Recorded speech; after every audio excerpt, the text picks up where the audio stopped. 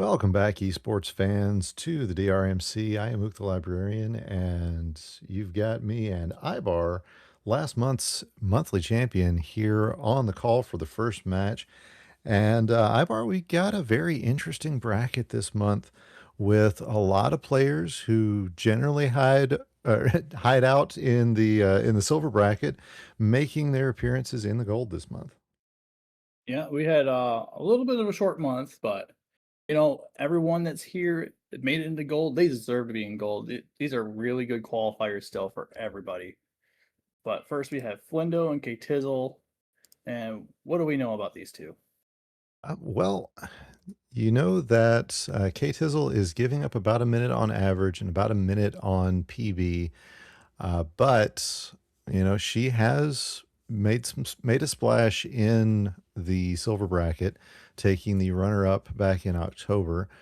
John Det Flindo also has made a runner-up here in the gold bracket in October of 2024. So, these two running on parallels, just a little bit apart. Kate Tizzle's got her work cut out for her, but we always say that anything can happen in these matches, and quite often it does.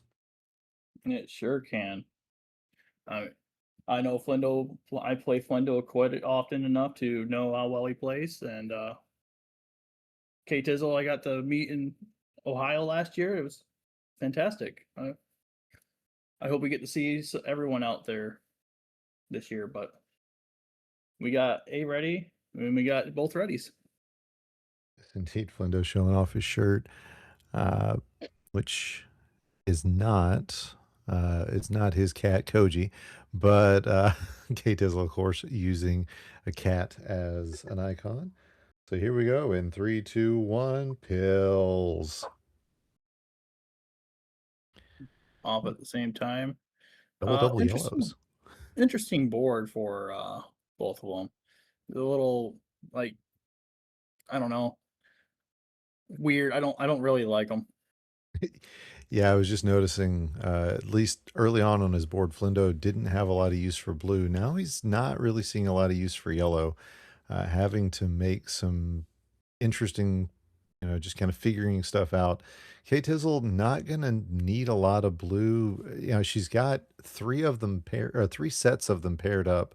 So, double blues like this one really just gonna knock her blues out pretty quickly. So you're gonna kind of hope that she sees a lot of red and yellow as she gets a big fat log there. If Flindo wasn't playing against her, he'd be sitting here enjoying it. Yeah, that was a very gutsy fat log. I really liked watching it. But Flindo is holding on to a one virus lead at the moment. Kate Dizzle keeping up with Flindo right now, which is really good. But both of these players are going to be out pretty soon, and they're only at a minute.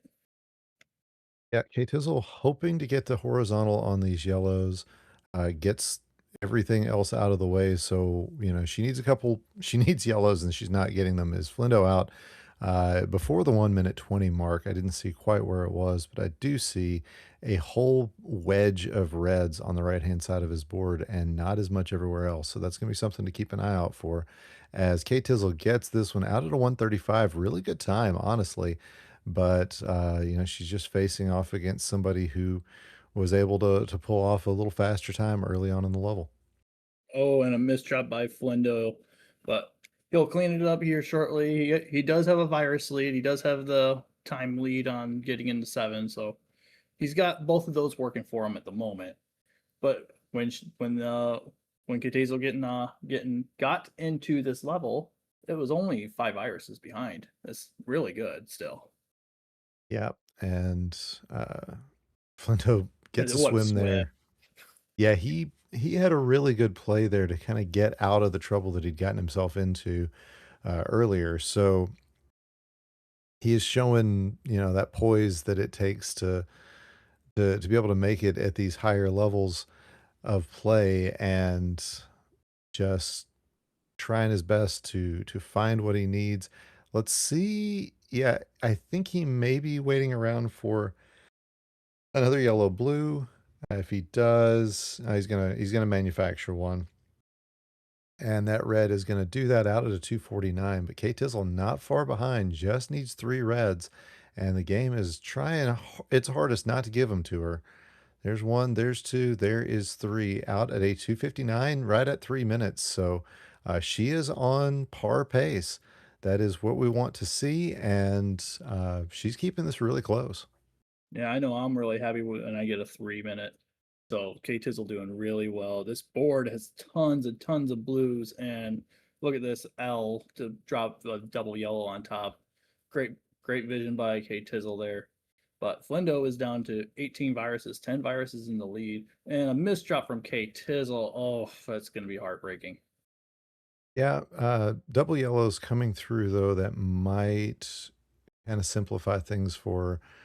Uh, yeah, that's going to make it tough, and it's just a question of will she be able to find the solution here. She has an option. Okay, she is just going to take this down. I was going to say she looked like she might have some upper setups, but that's a really big horizontal vertical clear there to get her back into this. But Flindo just needing some reds to finish this board out, down to just needing four more. There's one, there's two, and now we wait. Yeah, K Tizzle is doing a really good job of really bringing it back from that really bad spot that she was at. But Flindo's going to be out at a 4:23 going into the final level. Really good time still. Oh yeah, yeah. That's again within that minute and a half a level par that our players want to hit, and it usually falls apart around level 8. So the fact that Flinto's still in that range means that he could be looking at something in the low six or possibly even sub six times. I practice with him all the time. I know that he's more than capable of that, so I won't be surprised to see that. But meanwhile, K Tizzle finding the solution here on the right hand side, just down to kind of clearing out the interior and then gonna have to work on that column 8. Could be problematic, but she does see the T clear. That is going to simplify things dramatically. Now just needs four more blues. There's one, two, and three. A little bit of drop time, and then she will be out with the next blue out at a 425. So about a minute that she's giving up going into level 9. 20 viruses is the chase down. Yeah, but 5 minutes is normally a good benchmark, but that was just a rough 8 for K Tizzle. But Flindo, nice lightning bolt there. Um, really bringing this level 9 down to nothing. And look at this, another lightning bolt. Beautiful plays by Flindo. He is going to be out of 9, uh, probably sub 6.5, but just hitting that 6 mark now. So he's going really quick. Yeah, he just wants some reds to progress the board. There's the last of the reds that he needs. Now just needs a handful of yellows. They are coming in. Kate Tizzle keeping it close, down to 15. Flindo out at a 618 though, and Kate Tizzle within a dozen viruses. So really good showing from our second time main bracket player. She's going to Yeah, have to go back in and hit the drawing board and try to come up with a faster time for the next one. hopefully a better 8 this time instead of what she had this match. But that's how that's how it goes. We all have a bad 8. We all have a bad 7, Oh yeah, 20. yes indeed. So first crown goes to Jean De Flindo, but Kate Tizzle going to try to give him a little bit more as she gets herself readied up. Uh, let's see. I see a ready from Flindo. Sarge saying some of us just have bad 6 through 9s. There's our ready from Kate Tizzle. Yep, got both readies. And the countdown. 3, 2, 1, pills.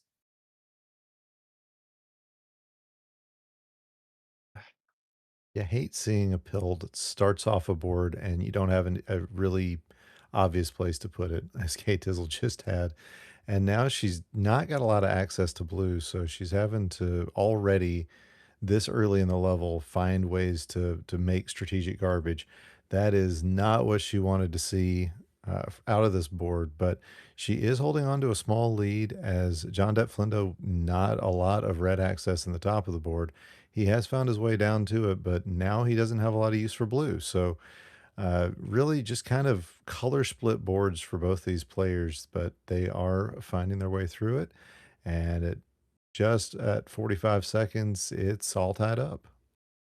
Yeah, both players making really good move moves and pill placements to kind of minimize that issue with the color diversity that they're getting.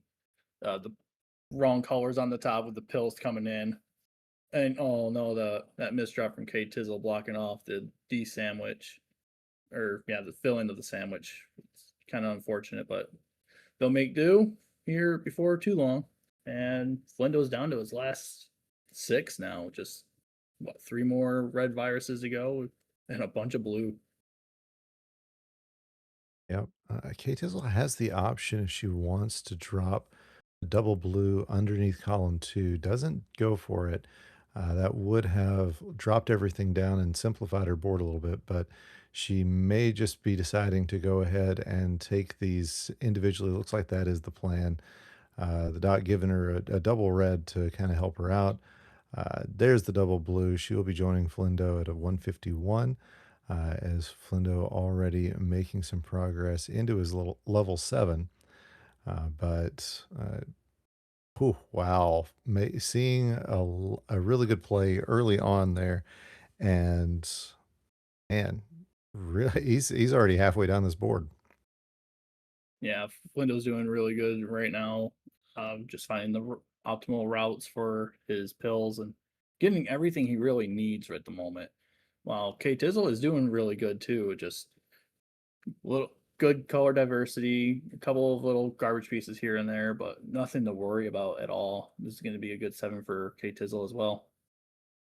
Yeah, I think she's got a chance. She plays this clean of doing what she did in the last level, which was, finding her way into to keep it close. But Flindo with a great end game there. He is having to wait for that drop time out of 249.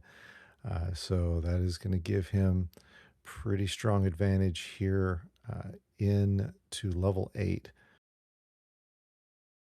Yeah, K Tizzle just hit the 3 minute mark with only 8 viruses left. Doing really good still. Just getting that, just clearing out the horizontal yellows. Don't know if she's going to go for the yellows or the reds there. Not a bad choice. I like it. Good looking at the board or the next pill for seeing the blue, and now that a 321 K Tizzle is. Yeah, and Flindo is kind of stuck without use for yellow in the bottom of this board, or until he gets to the bottom of this board. So, yes, he's got a pretty strong advantage here in this 8, but it runs the risk, depending on, what pills he gets.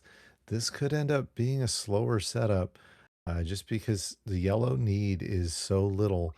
And that tends to be the pill the doctor gives you when you don't need it. So we'll have to wait and see if what he's getting is not what the doctor ordered. Yeah, I don't really like Flindo's board at the moment, but he is making do with it. K Tizzle though, I would love to see these reds taken out altogether. Those four on the right hand side on column 7. That would be amazing to see. But Flindo's down to his last 3 viruses and just chugging along, all blues left. So gonna slow him down just a little bit. Yeah, it's currently 1-7 as K Tizzle gets kind of the groundwork laid out of this board. Flindo out at about a 438, I would say. I didn't quite see the exact time, but good top line diversity for him there. So that's going to be a good advantage for him. But the question is going to be, is it going to be enough to get him into the next round as he crosses the 5 minute mark?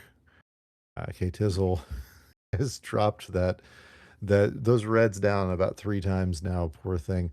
Uh, Gives up on the underclear out at a 510 and has Again, about an 11 virus chase down, not as bad of a chase down as we saw her have in the last crown. So if she's going to make her move, now is the time.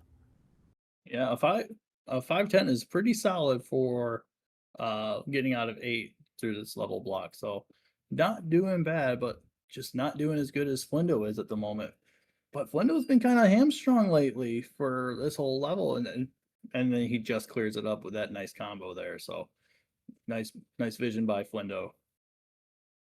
Yeah, good clears by K Tizzle as well. It is 13-20, and she's got a lot of double setups here.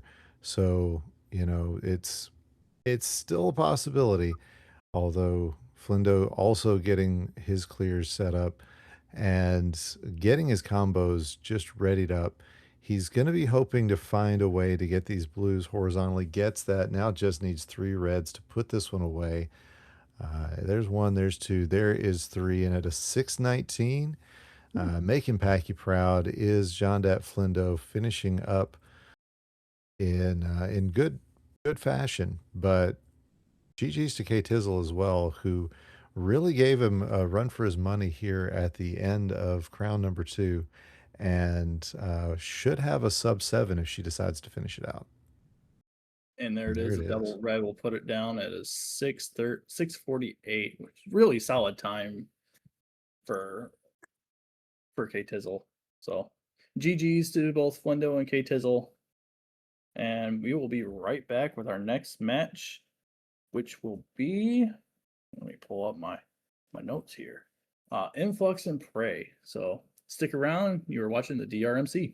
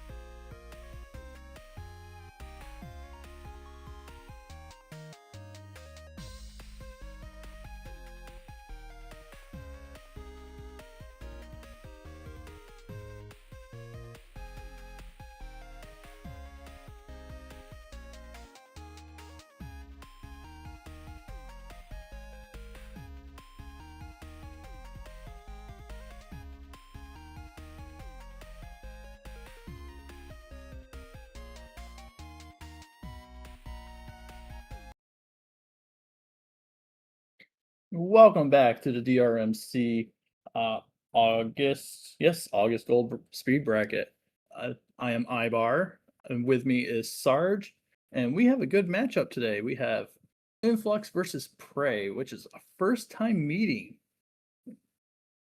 Influx currently has the first seed, and Prey with a 16. What can you tell us about it, Sarge? Well, Prey is he has been a silver runner-up. He's had his ups and downs, as many people do in the silver bracket. I personally always felt it was just a matter of time before some of his skill made the gold bracket. It is so good for him to be making his debut today, though. What an opponent he's going up against. A three-time finals champion, 2025 finals runner-up. Yeah, he's got a resume, Influx does, and it's going to be an uphill battle, absolutely. But we have seen stranger things happen in this tournament. Oh, definitely. I've played Influx many times, and with Prey having a February last year silver runner up, it was just a matter of time of him getting to the gold bracket anyway. So glad to see him here. Glad to see him in gold. We have both of our readies. Yep, we were ready to get this thing started. We'll be playing 6 to 9, best of 3, as all the first round matches are, and we will begin this match in 3, 2, 1, and pills. Interesting boards. I mean, a lot of diversity for Prey. I really like his board. It's a little floaty, but that's okay because we're in level 6 and 9, so it's gonna happen. There are a But lot of sorry. Influx has a quite the setup going on there with in the center. He's going to have to build a lot of yellows to get up there. Yeah, Prey has a lot of decent pairings, both horizontal and vertical. Influx does too, but most of them have been blue, and there's a little bit of yellow near the bottom. It's still a very close matchup here, 40 seconds, only about a 5 virus difference. This is absolutely where Prey wants to be right about now, just holding their own at close to 1 minute mark. Yeah, Prey's doing really good, keeping up with the Influx. But we are getting down to it. Influx has a lot of things set up right now. So give him a couple more minutes or a couple more seconds, and he might be getting out here shortly. But Prey only down to 4, and just needs some blue. Just give him some blue, Doc. Yeah, he's depending on how this goes, could be just right behind. That's an excellent. I don't know if I would have placed that double blue over there. I probably would have placed it on the other column, and I think he's realizing that now himself, and Mm-hmm. he's having some choice words for Doctor as this is careful there, Prey. 137, and yeah, he's frustrated because he was right there beside Influx, and now he's 10 viruses back after that. Yeah, that's one of those things you just gotta learn. He's doing really good still. 138 is a pretty solid time yet. So good job, Prey, on getting out of there. But Influx is out at 119 going into level 7, and he has worked level 7 to death. It is down to just 8 viruses, and he barely passed the 2 minute mark. Yeah, he's only got one virus that's not easily reachable, and he's going to be fixing that very shortly here. He just needs red. He has no need for blues at all. It's just reds and yellows over on his side, while over on Prey's side, he's got need for just about everything still and bringing things down quickly, making it so he's back down only about an 8 virus differences. That's becoming a bit of a mess over on Influx's side. Influx so has the plan right here, and he'll be out at 249. Really good time going out of 8. But Bray is only nine races to go. He's doing really good. So just passing that 3 minute mark. Yeah, But Influx is a little bit of a floaty board here. Only like 6 viruses on the bottom rows. So we'll see how he does with making sure he doesn't have any drop time, which I know he likes to do. yeah, he is One thing I was told about him when I first started here is he is someone who hates drop time. His prey is out at a 327, about 13 viruses behind. And he will do Influx do everything possible to make certain he doesn't have drop time. Though when you got this much blue and so much floatiness around, it's kind of hard to prevent it for the most part. It's most likely going to be at least a little from that column 3 blue there. Yeah, but Influx is doing a really good job of trying to make sure that he keeps away from that drop time and making efficient use of his pills. But Prey, on the other hand, oh my goodness, look at all that red. That is so red. That is, oh, I feel really bad for Prey right now. Yeah, he's doing a good job with it. Whenever he is getting red, he is taking things down. The fact is, he's not getting much of red, and he needs that so badly right now.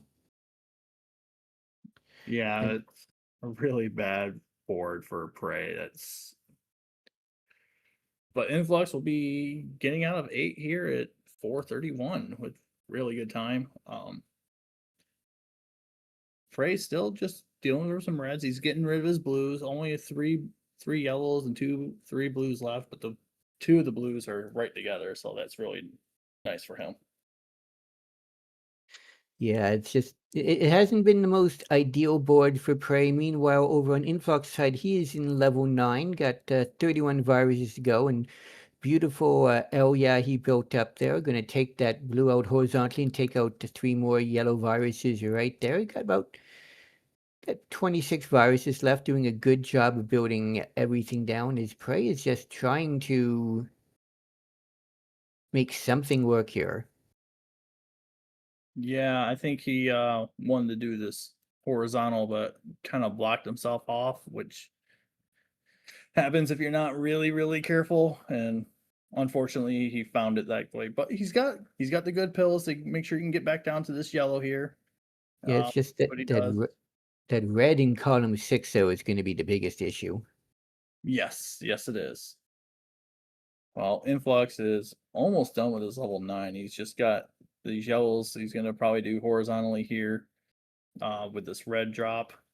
And then he's just got 4 reds and 1 more blue half he needs, and then he'll be out. Almost sub 6, but not quite there. Yeah, just needs 3 more red. There's 1, there's 2, and there it is. He is out at a 609. Lapping Prey, but he put up one good fight, and really impressed with how he handled like this level 8. It was, oh my goodness, horrible, wretched. Yeah, just unfortunate, just sometimes the pills don't work in your fashion, but when he was getting the pills, he was keeping up and in several cases catching up to Influx. So if he gets a good board here, it's very much possible that, we could see a very close matchup in the second one here. Yeah. Yeah. Prey saying bloody level 8. Yes, absolutely. I 100% agree with that. That was such a bad 8 for Prey, but shake it off. You got another crown to you just got to make sure you get 2 more crowns and then you win. And here's our countdown: 3, 2, 1, and pills. All right, looking at these boards, I'm not overly sure I'm a fan of either one of these boards. Okay, I like Influx's play right here. It's gonna drop it to a side T, which was really good play. Prey doing some nice quick little drops there, which I really like as well. And then he's gonna have this short stack. Really good plays from both players, and Prey keeping up, only 3 viruses behind, which is really nothing at this point. Yeah, and for about a couple seconds there, Prey had a 1 virus lead, and he's keeping this very close. In fact, right now they are tied again, 41 seconds in. So this is absolutely what you want to be seeing if you are Prey right now. Beautiful slide across with that blue. As he's down to just 5 viruses left, taking an increasing lead against Influx as this continues. Not an easy thing to do is get a lead on Influx. So Prey doing a really good job. But Prey out at 108. That is an amazing time getting out of 6. But Influx is not gonna be far behind at 114. Yeah, but anytime you can say that you have the lead after the first level against number one seed, that's a very good feeling right there. Yes, it is. Prey is doing some good work right now. I love this drop here into another a good tee. That was a beautiful play there by Prey. But and he still has a 4 virus lead, so doing really good. Yeah, he is just all over the place here. Well, Influx's board looks like it's an arrow pointing to the left. He's kind of taking a bit of that too, but he's trying kind of telling the focus on the left side. But right now, with the pills he's getting, makes it much easier to focus on, for the most part, the right side of his board. Yeah, but Influx he's got some plans. He knows how to kind of handle this, making some future setups. I think he's waiting for a double red to go ahead and get this right here. Boom, like that. Good play by Influx, but Prey's down to 8. Influx is down to 8. We are tied up right now. Yeah, this is if you are a Prey, you're feeling really good right about now. Now the amount of red, he just needs 3 red, and doubles would do him absolutely nothing here. And I'm not sure he meant to down press that one, but let's see what happens here. There is second just needs 1 more, but who's going to be out here first? It's going to be Influx at a 254 and Prey at a 255. We still have a tie match after 2 levels here. Makes it really a 2-level match, but that misdrop from Prey is not making it over, but it definitely doesn't make it easier for him. But I kind of like his board. It's a lot of red at the top, but he's kind of managing getting the right pills for just dealing with red at the moment, and now has a lot of blue to deal with. Influx though is dealing with a much more a nicer board for color diversity. Yeah, the amount of blue he has at top Prey does is giving him only a minor issue, actually. He's done a good job at trying to bring everything down, and only about 6 viruses back still, which I am sure at this particular point of the match, if you had told Prey before this that near the end of 3rd level there would be 6 viruses back, he'd call you a liar. So I think he's feeling really good right now about this. As he should. He's doing really good, but Influx is just going to take this drop dime, which you see him, he hates it, but it was kind of necessary with the double blue. Oh my goodness, he could have avoided it, but how could you know without having like a 3 virus thing? But out at a 418, Influx is going to level 9. Prey only 4 viruses back right now, so Prey doing really good. Yeah, this is pretty much all you could possibly ask for if you are Prey, is to get into this kind of situation. Beautiful, and he will be out at a 442, and he's about 11 viruses back, but look at all those pairings on Prey's board, horizontally and vertically. This is a very good board, top to bottom. Would like a little bit more yellow, but I think he can do some pretty good work with this board. I think Prey needs more blue, but that's me personally thinking that. But Prey, he's only 11 viruses behind, and on the final level, something could happen. I mean, I've seen Influx top out before and lose, so maybe that could happen for him. Yeah, there's so many. Not with that combo though. Well, we've also seen Influx break the games. That's always a possibility as well with him. Yes, that's true.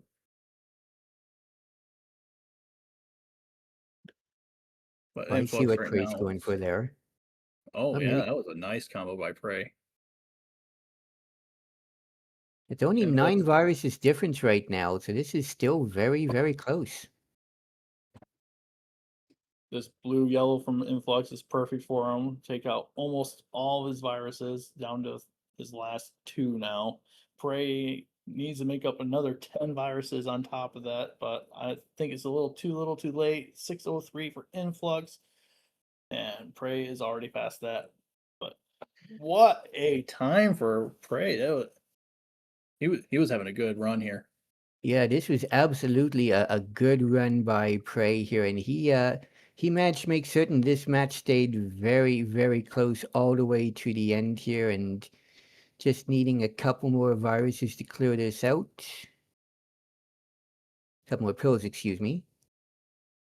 That red in column 7 will be a problem though. So No, you can take yeah, those as long as he blues out does it. horizontally and then drop out the red. Come on, sub 7. There it is. 6:49. Good time. Very good job by Prey. He did an excellent job. You should be very proud against the #1 seed. But we are not done yet. This is only the second match tonight. We got plenty more coming up. So please don't go anywhere. You are watching the DRMC.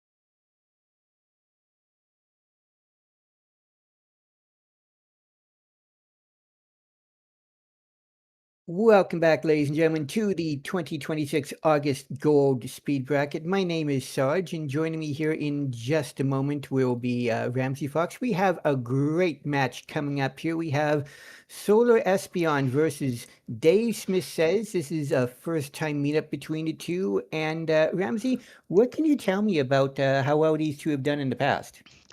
So, Solar Espion, she has been on a tear this year, especially in May, making it all the way to the finals. So this has been a real breakout year for her there. But she is up against Dave Smith Says, the veteran of all veterans, the most tournament appearances in the DRMC. He has been around since the start. Nobody has been around longer than him. So and as far as the competition goes between these two, they've got similar best times as far as in bracket. SB with slightly better average. 5-12 in a lot of tournaments is potentially an upset seed. But anything can happen in the DRMC. I expect a close one here.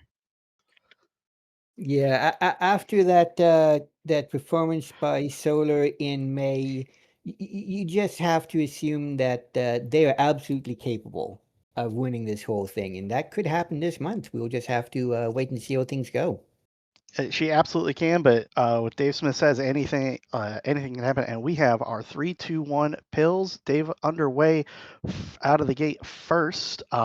Nice opening combos there, and but he's run out of red access early. SP a little bit behind, but we'll get that taken care of as soon as we can.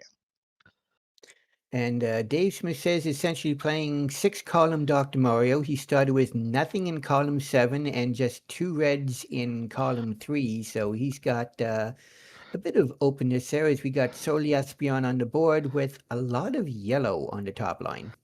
Yeah, she's got a lot of yellow to work through, but is getting a lot of yellow pills early. So that's a really good start as far as this goes.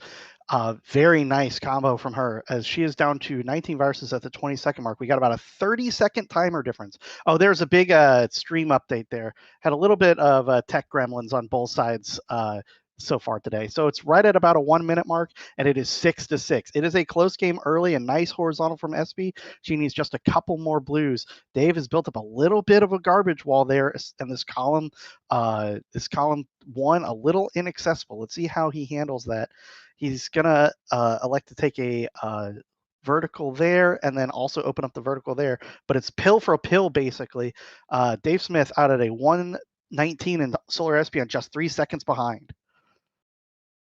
Very close matchup here as once again Solar has a lot of yellow in the top line, but this time it gets a fair amount of access to blue directly underneath it. Dave Smith Says has almost all of his yellow at the bottom of the board, which is going to be a little challenging, and managed to take all those pills out of the way in column 4 before that could speed risk a top out there, so that's always a relief. Yeah, and SP meanwhile, no blues available at the moment. Just 4 left out of these 17 viruses. She is making her way down. A nice stand up there to avoid any drop time at all. She's doing a great job as far as keeping things clean and efficient. Dave Smith Says though, always a big combo player. You never know what is going to come out of the bag here. He's got all of it. He's got every trick you can think of and then some. He might be setting up for a horizontal up at the top. He'd have to build some infrastructure. It looks like he's going to take it a more straightforward play. Solar Espion has jumped out to about a 10 virus lead here. A nice fat log at the bottom of the board. She's down to just 3. Well, Dave is still almost a dozen and a half, 17 left to go. SB down to just 1 red pill. Here it is, 243. Excellent level 7 from her. Yeah, she got a red rush that right when she needed it, it lasted exactly as long as she needed it for. So that really helped boost her along here. And a pretty decent board here. The only real negative I see is not a lot of pairings. You don't have a lot of the same color together, which could cause a little bit of a hindrance. Yeah, it's not a ton of doubles available at the moment. There are some though. They're not quite as straightforward as you might hope. and it's going to be up to the pill sequence. Like, you can see the doubles, you can see the tees, but if the pills aren't coming in the right order, that might not be the most efficient plan. She's electing to take most of these out single file, and that's kind of what you just have to do with this board. Dave Smith out at 333. SB has built up about a 20 virus lead. Top of Dave Smith's board, he's got this horizontal double, very nicely done. His board has a lot more doubles, so we'll see if he's able to make some progress here. But SB down to just the final dozen of this level 8. Yeah, the negative though for SP is that fair amount of them are red, but there is good ways to take those out. Like she has a T in waiting over there on column 7, which she takes out red as I mention it, and she's got a beautiful blue horizontal just waiting on a yellow.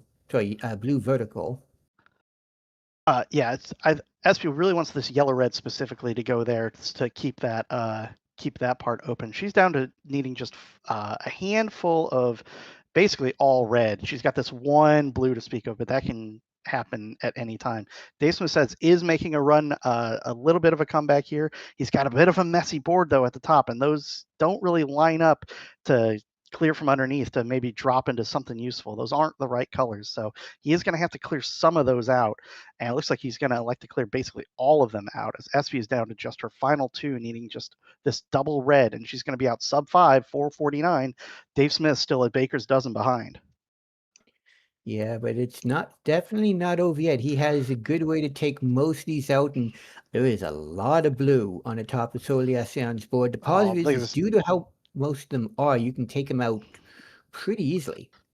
Yeah, but Dave Smith with an excellent Dave Smith style combo, like perfectly calculating where those are going to where all the garbage is going to drop, set up this like a 1L into another. Very nicely done. He's at a 522, so about a 30 or so second difference, about 14 viruses to chase down. SP with a lot of blues still. We'll see if the doctor provides those or if she's going to have to get creative here at the top of the board. It does look like she's getting a little blue help right now, and that's good to see. Dave Smith says, meanwhile, has a big chasm, that right side very empty compared to the left side, which is very dense, but it's dense with doubles, so we'll see what he can come up with. Yeah, Espeon's had a couple of situations where he takes several viruses off at once, and it's helped her stay very close in this one here, and to the 14 virus lead, and look at all these blues disappearing. It's going to be a tough ask for Dave Smith to get in this one, but not impossible. We have seen strange things happen in this tournament. Yeah, but SV has cleared out the blockade. The color diversity is now non-existent. She's got just needs a couple of each pill. Maybe didn't want to drop those blues right there, but it's not a big deal. She clears out those before getting even a single red pill, so needing just 3 red pills to clear out the board. Dave Smith still 18 back, so Solar Espeon with one more red pill is going to take this first crown at a 635. So GG's to both players. Dave Smith really putting on a show. Some excellent combo work there, and even here with his nice drop down combo to clear out some garbage there. But it looks like he is going to reset, and we're going to get ready for crown number 2. Yeah, that was definitely an exciting match. We saw a lot of combo play by both of them. Really, some of the moves we saw was closer akin to versus play than speed play, but really made things interesting in both regards. Dave Smith sees the board in a Dave Smith way. He sees combos and goes for them, and sometimes they are brilliant, and sometimes they take a little time and maybe aren't as clean. So if he gets the right combos at the right time, he is unstoppable, because those combos are absolutely magnificent. We do have readies from both players, and waiting for the countdown. Here we go. 3, 2, 1, and pills off for game number 2. Two very different boards here. We got a lot of floatiness over a heart on Dave Smith's side, while Espeon is a little bit more left heavy and very few yellow viruses. Yeah, and unfortunately, with an early misdrop there in column 5, she's going to clean that out with that double. So she's got a little bit of garbage early. Dave Smith with a much cleaner board. He is looking for this double blue is going to tuck. Oh, I had a different idea for that double blue. He's going to use a blue red at the spot I saw, and is going to set up a blue red there. So he knows he's got a plan even better than I had, because that play is absolutely crystal clean. He's got about a 4 virus lead early, as SP still recovering a bit from that misdrop. She has made it down to a spot where everything looks pretty wide open. A nice horizontal, taking that before taking this red out. Very nicely done, but she's got 11 left, but 7 of them are blue. Thankfully, though, she is getting a lot of blue, which is exactly what she wants to see right now, and this will help out with the red situation as well. Could use a little bit more blue, but on the meantime, we got Dave Smith says here down to just 3 viruses. He's going to take those yellows out horizontally, he's signaling, and then this is double yellow, and he just needs 1 more blue to finish things up. He will be out first at a 132. Yeah, this double blue, they're very helpful for SP, as that's going to clear out that horizontal. She is now free and clear, needing just 1 more blue piece. Here it is. So about a 10-second difference heading into level 7. Top of Dave Smith's board, not a lot of blue access early. He's going to have to open some up in a hurry. And the doctor is well aware of that and giving him plenty of blues to figure out what to do with. But he's going to do his nice T combo, very nicely set up from Dave Smith says. Is completely free of garbage despite that early start. But Solar Espeon taking that opportunity to bring it down to just a 3 virus game, as she is absolutely making quick work with nice drop combo there. Yeah, the only thing that Dave Smith has to be careful of, he's taking care of that issue right now, is the fact that he had no viruses on the bottom row, 1 on the 3rd row. So he had a grand total of 4 viruses in the bottom 3 rows. He's making certain that he has no drop time concerns as quickly as possible. Yeah, this looks messy on Dave Smith says. He really just wants another red yellow, and he's got options. This is going to all fall in a nice, there it is. So 1 more red, and that'll all fall nice and neat. Just trust me on this one. But meanwhile, this has given SB an opportunity to take a lead. This yellow red rush, perfect for her to get the fat log on the bottom. Dave does drop that big combo. So it is now 4-8. SB needing just a handful of blues, but they're all completely wide open. Dave's are all locked up in column 8. Yeah, just needs that double blue is exactly what she wanted. She will be out first at a 312, but it's not going to take that much for Dave to catch up here. He just needs a couple more of each color, and he should be out of here real quick. Red blue had been perfect for him a little bit earlier. Yeah, he's kind of in a awkward situation, because he needs this yellow. He needs this this yellow to drop, but that's going to cause this blue to not be in the right spot. Just kind of unfortunate ordering. It just didn't work out what he was wanting and what he needed. It's going to result in quite a bit of drop time, but it is open and he is out into level 8. And we're still playing. It is now about an 11 virus lead. Solar Espeon, she is done with the first part of her board, and kind of after these last couple viruses here, this big gap kind of in the middle. So she's going to have to work around that. Dave Smith, with not a lot of yellow access early, opened some up with a nice horizontal, though. Well played from him. He has dropped the lead down to just 8 viruses or so, but he's got that yellow in column 4. I don't like where that is at all. No, that's definitely a concern. And also the fact that he had very few viruses for the most part on the bottom 4 rows. He had a very high up board, and really his only reasonable option here is he's going to have to work underneath, I think, on column 4 in order to make certain that nothing bad happens there. But that's going to just eat up a lot of time. Yeah, it takes this nice drop combo from underneath. I would imagine that blue is going to be the last thing cleared, because that is just going to be a mess. Building up and clearing it from underneath might be the play he's going for. Or he could get a double blue and take them all out at once. He is going to give himself the out for that, but a bit of a misdrop there. That's going to be a little tough. Now he has to clear 2 different viruses from underneath. Solar Espeon out at 508. She is in her final level 9, looking to put this match away here. One more level to go, and this board looks pretty good. Lots of doubles available all the way down the board, but she's got kind of the Dave Smith problem of the previous few boards. The bottom of her board, the bottom 2 rows of her board are very empty compared to the middle section. Yep, Dave Smith did manage to get that double blue and is out at a 528. He is only about 8 viruses back, though. If you take a look at the boards, there is a lot of pairings together for Solar Espeon, both vertical and horizontal. This is actually a very good board for the way that she plays. So, it's only about a 4 virus lead. I'd say that with the way the pills are stacked up, she gets the right ones from the dock. She very much has the advantage here. Yeah, but she has basically nowhere to put yellows and is getting almost entirely yellows at the moment. So she's going to have to kind of abandon a setup that was very efficient with yellows, but very inefficient with places to put yellow pills. So she does a very good play and kind of abandons that. She's got a lot of red, but a lot of red doubles available. She's down to 15. Dave Smith says it's caught up a bit. He is down to 17. Espy with a lot of doubles left, so that number is going to decrease quickly. She's now down to 12 already. But this is still absolutely anybody's game. It is the final level, and Dave Smith is in a hurry trying to catch up. Yeah, it's been a very challenging one compared to previous levels for Espeon, but she's done a very good job of staying in this. Looks like she's planning on taking those reds out horizontally and then dropping yellows down on top, which would be ideal. Yeah, but right now it's just 2 viruses needed for Dave Smith says. Yeah, and Dave Smith does catch up and does take the win with a 657. Solar Espeon just a bit behind at 707.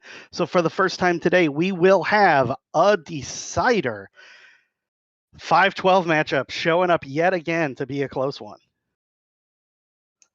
Yeah, I was having some monitoring issues as I kind of missed what was happening. Dave Smith says until the end there, but very good catch by you. And as you said, we do have a decider here, which between these two is almost expected, I think, considering how good both of these 2 players are. Yeah, both these players absolutely want to make it into round 2. Dave Smith, I don't believe, has made it into round 2 this year. He is hungry for a round 1 win. Espy absolutely wants to get back into the second round, and we have our 3-2-1 pills. Both of these very interesting boards early. Yeah, there's nothing for rows 5 and 6 for Dave Smith says, and also nothing at the bottom of the first 3 columns for Dave Smith says. So that's going to be, it gives him a way to work around. He does like working the entire board. This does give him access to that. Meanwhile, Espeon only had a couple viruses in columns 7 and 8. So it's these are not your standard Dr. Mario boards we're seeing in this match. Absolutely not.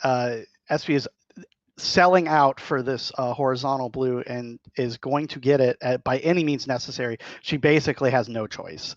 She is going to get a double blue, and that's going to leave no garbage. So that's a good sign. But Dave Smith says almost out of reds entirely. Most of his viruses remaining are blue. Espy with a much more color diverse end game here. A little bit of a blue rush, which is not too bad. She's got places for all those blues, but it is 8-8, now 8-7, basically pill for pill.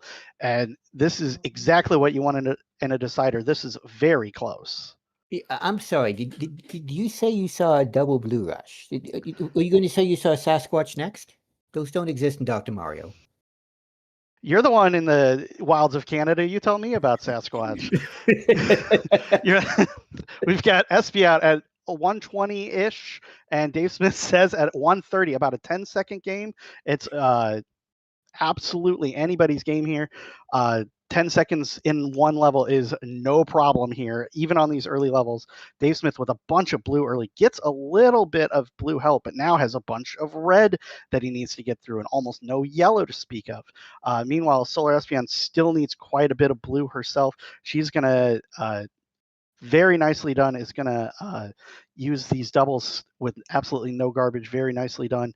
It is 20 viruses left for Espy and 18 viruses for Dave Smith says. It is still pill for pill. We are absolutely neck and neck here about halfway through level 7.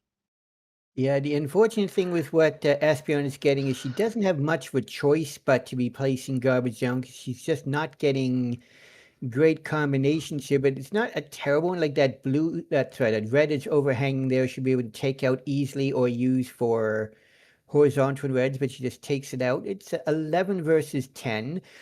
I'd say the board right now as a situation is favors Dave Smith says just because the fact he has so many different combination ways there, and this tee that he set up for is going to be absolutely beautiful. Yeah, very nicely done. But Solar Espeon has just very straightforward plays. Doesn't have to get too fancy. Doesn't have to get fancy with it at all. Dave's got this big drop combo needing just one red to set it off, but that's going to take 5 seconds of drop time. Solar Espeon is going to take about a 4-second lead heading into level 8, and both players with a pretty diverse looking board here early. SP maybe with a bit of a blue blockade here on the second layer. Dave Smith says maybe with a bit of a blue drought after this first layer ends. So both players going to have to be careful with what they do. Dave is making grand plans already. Here comes this nice drop combo. Using that red is pretty easy to clear garbage. But Solar Espeon opening up a small 4-virus lead. But again, this is anything can happen. There's a lot of doubles available. There's a lot of weird color patches. SP in a spot without a lot of blues remaining. Dave in a spot without a lot of doubles remaining. So anything can happen here. But SP with a small lead, but man, a lot of reds left. Yeah, this double red will help out a bit. She's able to take out 2 viruses with that, and there's another red gone. But yeah, with 13 viruses left versus 19, what Dave Smith says, it is difficult to say that Espeon has the advantage just due to the way that most of these reds are, make them very difficult to take out together. Yeah, she has the option to go for maybe some T setups if the pills happen to work out that way. It looks like she is definitely going to do this red horizontal, and she's using it just kind of to put some garbage down just to reduce the amount of time it takes to drop pills all the way down to the bottom. She's still got plenty of room left for that. Dave Smith says is down to 9 viruses. He's got a little bit of blue garbage that he has to clear, and he's got a little bit of garbage that blue would love to go horizontally at the bottom, but he's got a little bit of garbage on top. Instead, he's going to set up for a horizontal drop, and he is going to take it with this horizontal yellow. So he's down to 6, but SV has opened up her board. She is down to just 1 pill. There it is, 451 into her final level. Again, trying to put this away, trying to move to round 2. 40 viruses between her and round 2, but Dave Smith says not too far behind, 502, about 10 seconds difference, and about just a 1 to 2 virus chase down. Yeah, and no real access. In fact, no access at all now for yellow for Espeon. And of course, what does the doctor give her? Hey, would you like some yellow right about now? How does that sound to you? And she does open up some yellow, which is very helpful because she does have a bunch of yellow down at the bottom half of this board. So she doesn't want to just waste these yellow pills because she is going to need them. She would love another red yellow, and here it is. Nice offset fat log all the way down the board. Excellent vision. But Dave Smith says, meanwhile, has a bunch of doubles and combo opportunities available at the bottom of his board. We'll see what he can come up with. SV down to just 15, Dave Smith down to 20, just a 5-virus game. There's still enough time for anybody to make a late break, a late charging comeback. SV needing just a few blues for a nice sandwich clear here. Dave with a bit of a drop time, and that column 1 and 2 is not as clean as you want. He can kind of clear from underneath, but that's going to be a bit awkward. Yeah, and right now is the red blues that Espeon's getting. She has a lot of options that she can do with that, and sometimes the biggest difficulty is figuring out which move is the best move to take. Yeah, she has the blues available on the left with no drop time, just 1 red pill remaining. Solar Espeon sub 630, a 629 is out first. Dave Smith says has passed that time. He's got some nice setups too, but just not quite quick enough. And it is going to be Solar Espeon advancing into round 2. Dave Smith says very, very close, needing just 1 red pill to finish it out. But time has passed and he sees it and tops out there. Excellent game. That absolutely could have gone either way in the final level there. Yeah, that was Really impressive. We will see Solar Espeon in the next round, but we are not done yet, folks. There is still plenty more matches to come, so I urge you not to go anywhere. This is the DRMC.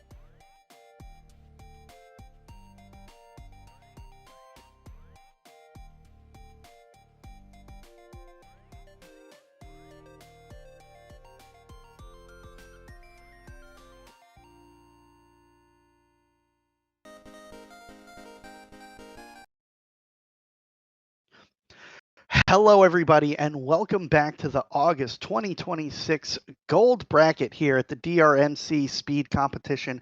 My name is Ramsey Fox, and I am joined by one of our earlier competitors in round one. It's Prey. Prey, how you feeling after your first round one match in gold? I'm doing better. At least I kept up with him. You did. That's all that matters to me. I kept up to him. You did. Absolutely came down to the last level there in game two, so that absolutely could have gone either way. But we've got that was against Influx. We've got another former champion here in Ibar who won is the reigning champion. Our July 2026 gold champion is Ibar, and he is up against Luke's dad, and this is a first time meeting for them. We've got a lot of first time meetings here. Ain't that true with how many people we have making their debuts in gold? In this specific match, however, Luke's dad does, however, give up about 1 minute and 10 seconds in terms of averages, but we know that don't mean anything. That is for certain. But in this match, it could go hopefully either way if previous matches are to be, held. Yeah, I mean, I agree. Ibar definitely would likely be the favorite, but we're playing just 4 short levels is our race, and so absolutely anything can happen. You get a wonky board, you get a bad blue drought, and all of a sudden you can absolutely lose seconds on a minute. It's real easy on these early levels. It's a real brutal gauntlet, even for the best players, to try to deal with the RNG and trying to minimize their susceptibility to bad droughts like that. But Luke's dad looking to make a statement win here. Ibar looking to repeat. We got Luke's mom giving an I heart Luke's dad. That's good bias right there. That's good bias. Very unbiased. Flags are planted early. We've got very strong opinions here. We've got Master Ibar here with a very nice drop combo, but he has built a bit of a chasm in this mid part of the middle of his board. Luke's dad building up because he started with that sort of a chasm, and he's trying to keep from suffering just a bunch of drop time. It's really off. It can really throw you off having that big of a split of a board this early in a game. Yeah, just a bit. And having the chasm on your board early on, especially within these levels, because there's not as many viruses to fill the board, so you're kind of having to deal with that expectation that you're possibly gonna face drop time. But both players handling this very well. Ibar is currently ahead by about 6 viruses, but Luke's dad need a lot of blue. Not blue. I'm colorblind, guys. It's hilarious. It's yellows that he's needing. But he does need a lot of blue. He still has 4. He still has 4 blue viruses. He does have more yellows. But speaking of yellows, 1 more for Ibar, 116. That's a very strong time. Basically, every single person in this tournament would take that every single time for that level. So he's off into his level 7, which looks a lot more even, although he's going to struggle with the opposite problem. He's going to run out of blues very quickly. He very, very much is. He'll have to deal with more of the yellow and red side of things. With only 5 blues left on his board, color diversity is going to be a bit of a problem. Luke's dad only needing 2. He's going to be out minute 47 and into level 7 he goes. And I kind of like his board. Yeah, there's a lot of doubles of every color available all the way down the board. That's really what you want to see. And there's not a lot of big gaps. Maybe the bottom of the board doesn't have as much content as you might want out of a little bit open, but there's still he's got opportunities for fat logs, for horizontals, for doubles, lots of potential there. But also Ibar is cruising through this level. He has got he's going to take this nice drop horizontal, very nicely done. This yellow blue is going to set up well, also possibly for horizontals. He unfortunately has that column 6 blocked off, which is where he would wanted to maybe take the red out horizontally. He's going to end up doing this red-blue to take the red in column 1 out horizontally. He's needing just a couple more, but this is giving Luke's dad a chance to catch back up and make this a bit more of a game. Ibar out at 254, but Luke's dad down to just 12, and there's a bunch of doubles and horizontals available. Yeah, this is where he's going to be able to capitalize on that. It's also going to be a case of, hey, Doc, can you give me the pills to potentially help out and not yellow rush me to oblivion? as that yellow rush has now stopped.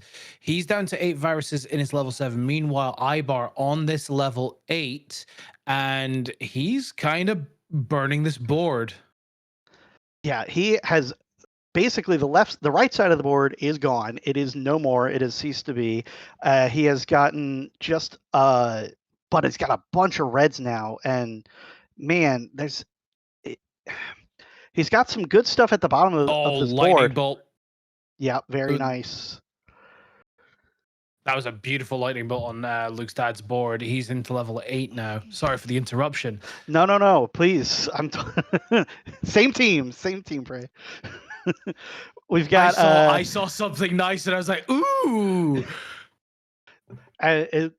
Yeah, absolutely. And Luke's dad, man, not a lot of red available. Ibar with the opposite problem, only reds available. He's gonna be looking to figure out how he wants to do the bottom of this board. He's kind of just head on hands as he's waiting for the blues to show up. I feel that. I felt that position that he was in so much, just there patiently waiting. Yeah, he would love a red blue. He's gonna just take the drop combo without the red blue. He's needing. There's the red blue.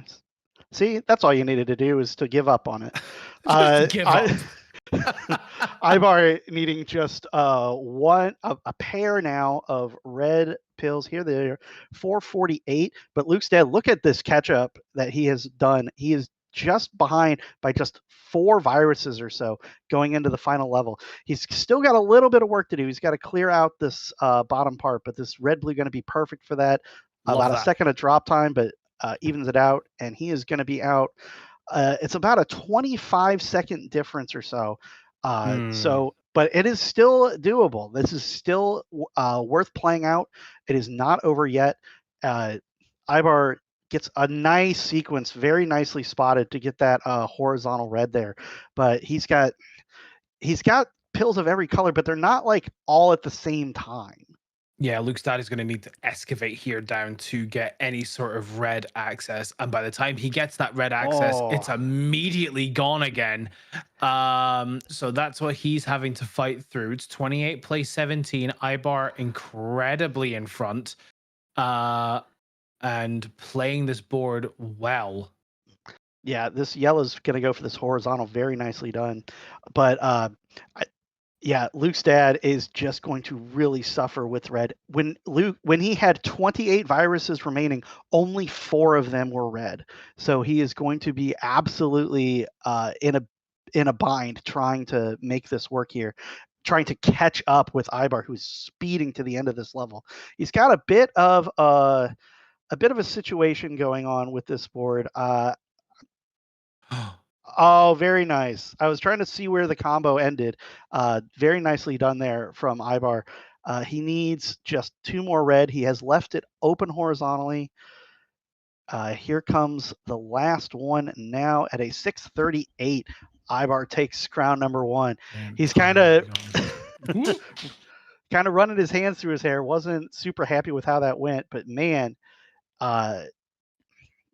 Luke's dad without like almost any red access at all, really caught up, like really made up some time there in that level 9. Yeah, and he got out as a 655. So, about that, you were talking about it, just under that 20-second deficit between the two. So, hey, not a bad game 1. Obviously, game 1 normally set the foundations down for a first-time meeting. We will never know how each other compares. 655. No, it's not a PB. Out by 5. Yeah, it looks like we've.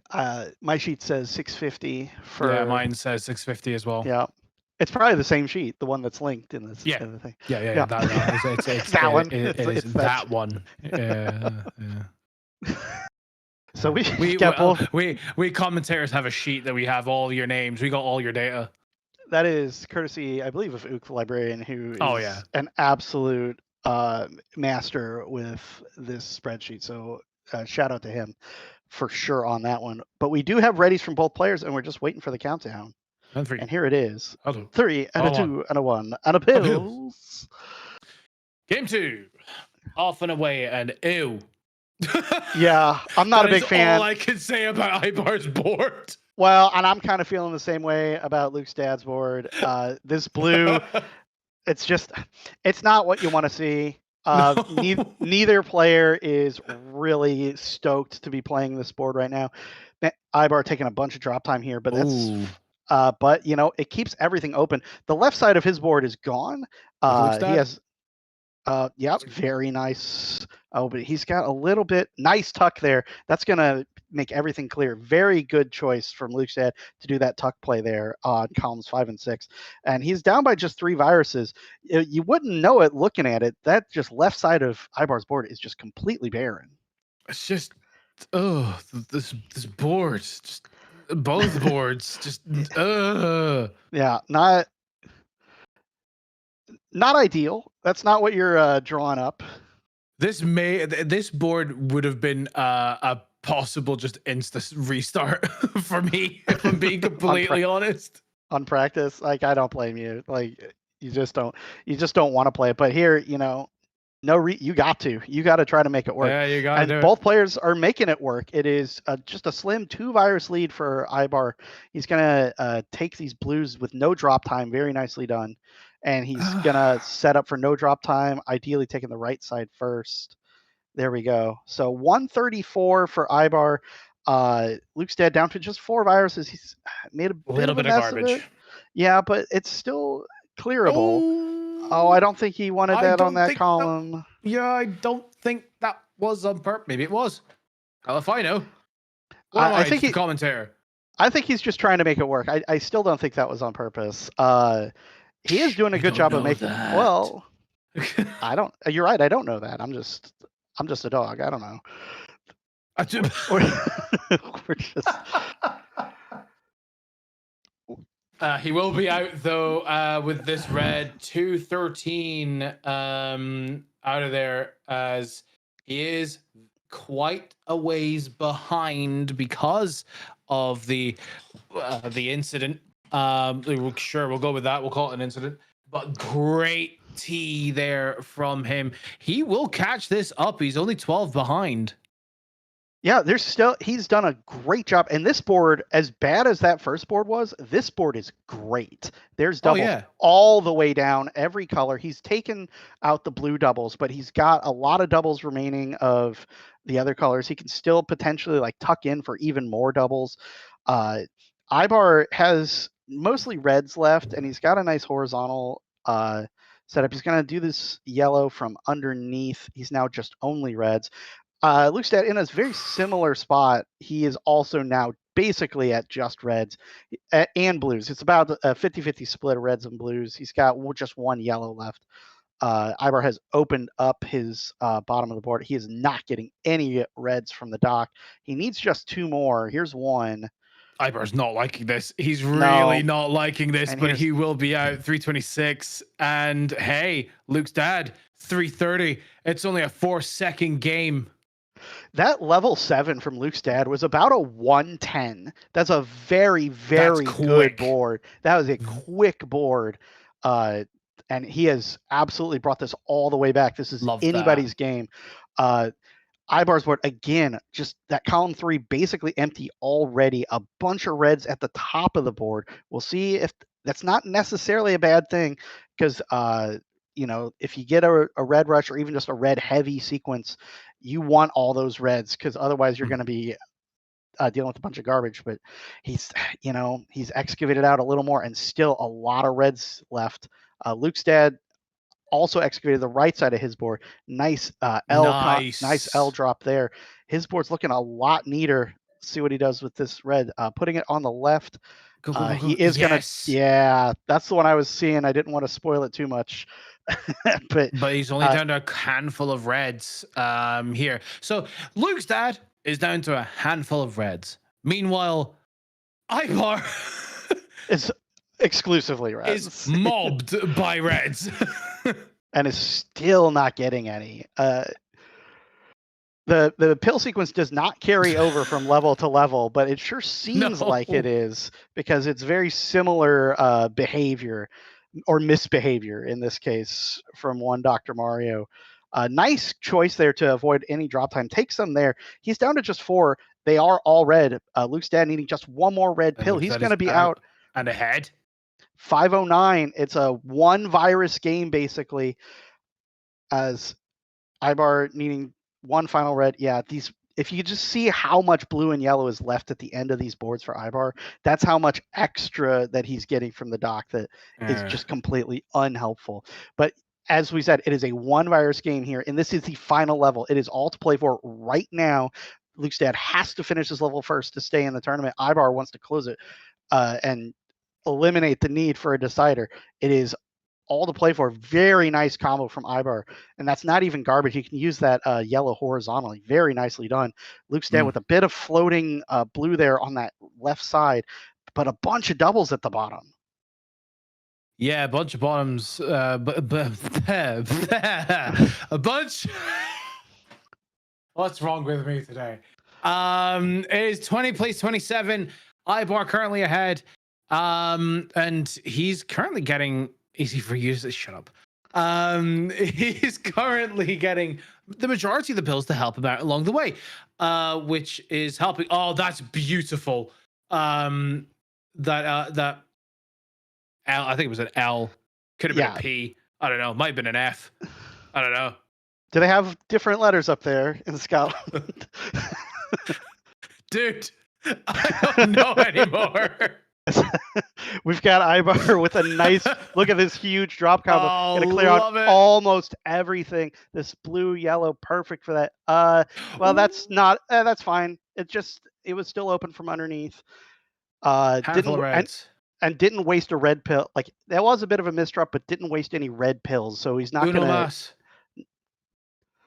Here is your Uno Mas, and 703, and Ibar is going to squeak that one out. That is not the that is not the 6 through 9 he was hoping for, but it is the 6 through 9 that is going to put him through to round 2. Luke's dad absolutely kept that close after kind of a nightmare level 6. One of the best 7s we'll see today. Yeah, amazing 100%. Job from Luke's dad to catch up there. 100%. Is Ibar that goes through, but the question is, who's going to face him? We'll find out just after this break, because more action to come here on the DRMC.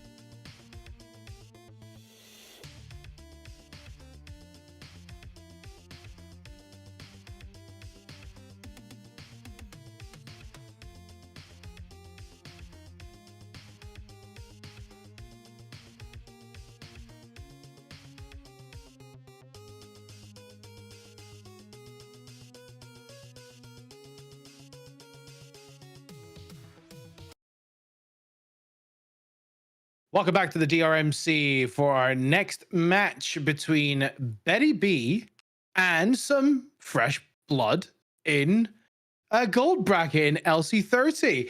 My name is Prey, and I'm joined alongside Solar Espion to bring you the action for this game between our 3rd and 14th seeds. Yes, hello everybody.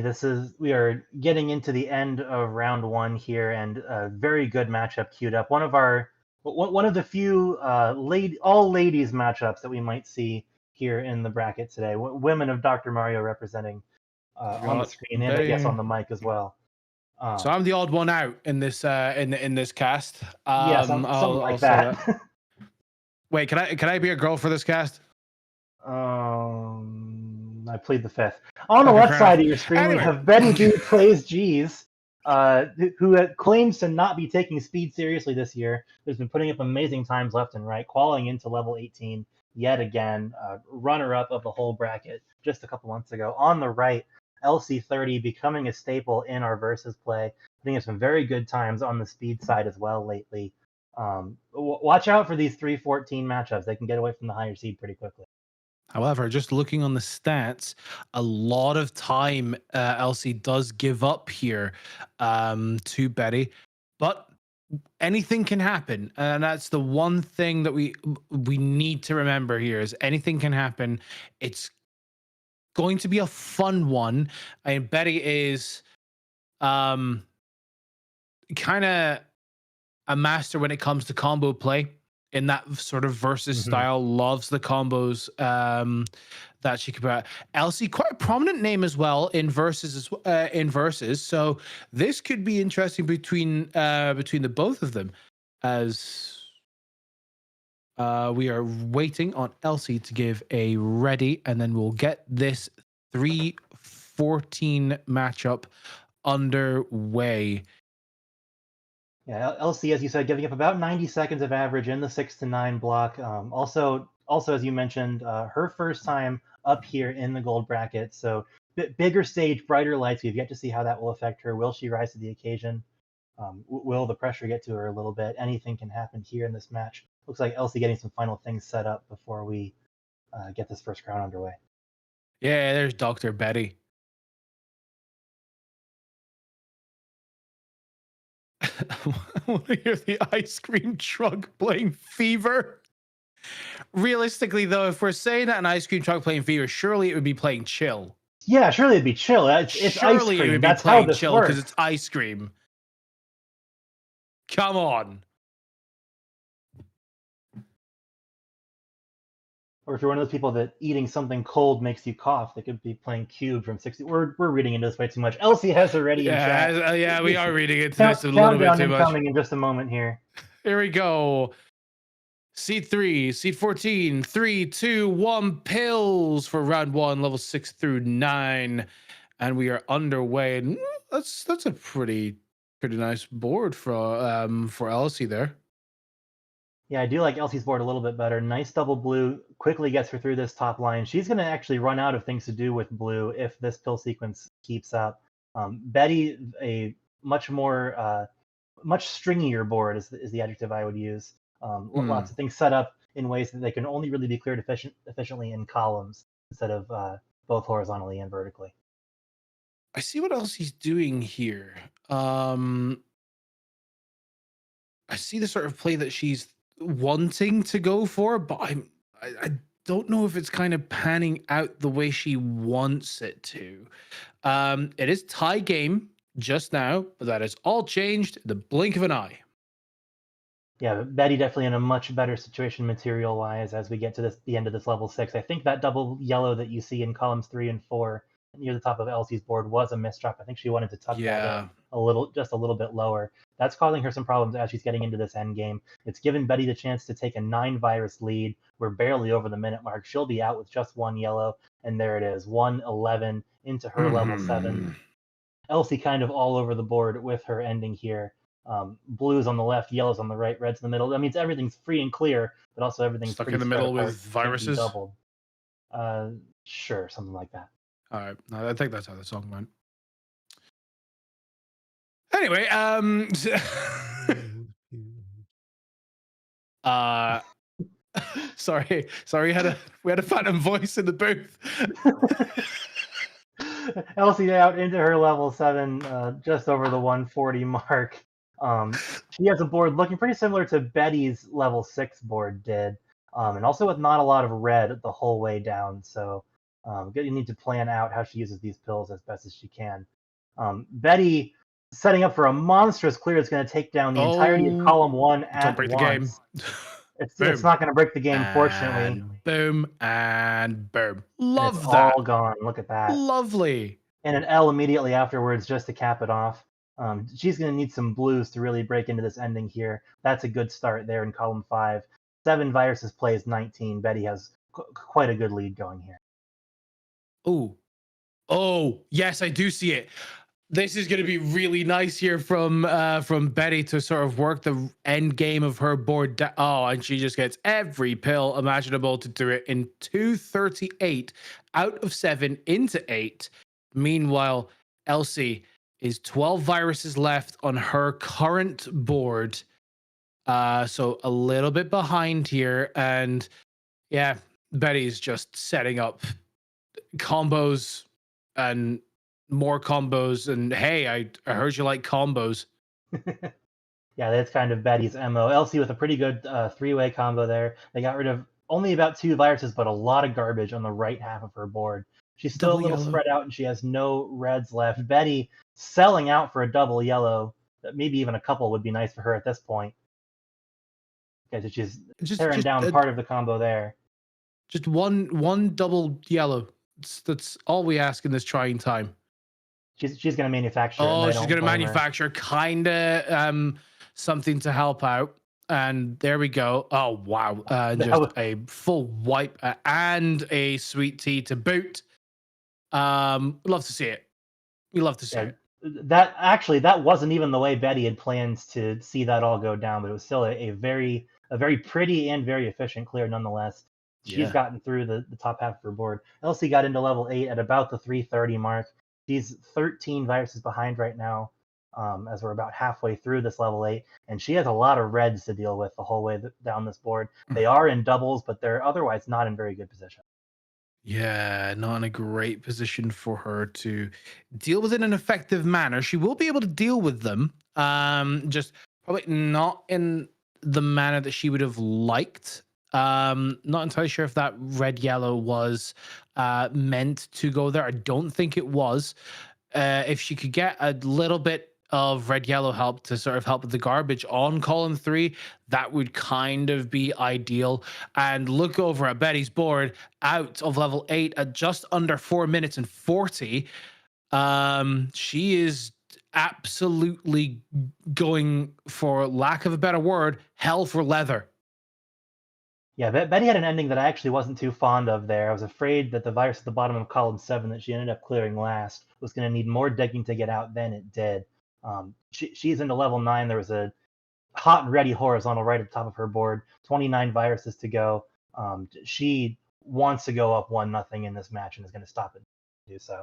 Elsie on the right side of your screen is still putting up some respectable work of her own. 4 viruses to go. 3 of them are red. She might want to end up taking that last blue one horizontally. I don't think that's quite where she wanted to put that blue red. Could get a little fancy here. There's a big T. Unfortunately, there's not really room to horizontal what's left over there now in a quick manner. So that's going to give Betty a massive, massive chance to put up a great time and get out of this ground. She's kind of buried herself a little bit there. Great clear to sort of fix it as well, and only needing 2 reds and is out of 8 into 9. Oh, well, no, I forgot. There's a blue virus. One so more down there. I completely forgot about that one blue virus there. And one more red. Now one more red. And gets a double to boot. Out of 8 into 9. Just over the 612 mark. But as we say that, hey, Betty's finished. Yeah, unfortunately, dangerously close to getting lapped there on Elsie's side. She could have cleared that endgame just a little bit faster by putting waiting, seeing the blue-yellow in the next box, flipping that around to not have to build up those last reds. Still Yeah. pretty good work from her to stay competitive in this crown as long as she did. She is That was looking like she's going to play this out for the time being. Give that was Betty a kind of a chance to. blink and you'll miss it kind of moment from Betty on that last one. I'm gonna be honest. I knew she was burning the board down. I didn't realize she was doing it that quick. Yeah, no, her end game of 9 absolutely just melted away. Oh, just melted. Really good virus setup, just as good pills, just as good vision. The perfect storm that she wanted. And she's up 1-0 in this set now. She is indeed, but in Dr. Mario, we play in sets of 3 in the first opening couple of rounds, and then on Championship Sunday we play on the best of 5s. So tomorrow you're not going to want to miss that either. Oh, but it's reset time. We reset the boards and reset our timers for the second game in this best of 3. Betty 1 crown away from advancing to yet another quarterfinal. Looks like she has her ready in chat. Still waiting on Elsie before we can get crown number 2 going.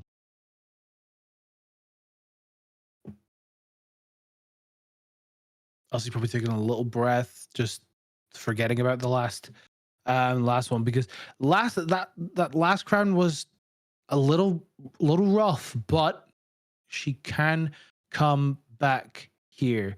We have readies from both players. Crown 2 about to get underway in 3, in 2, in 1. Pills for game 2. Can Betty lock it out, or can Elsie bring it to a decider?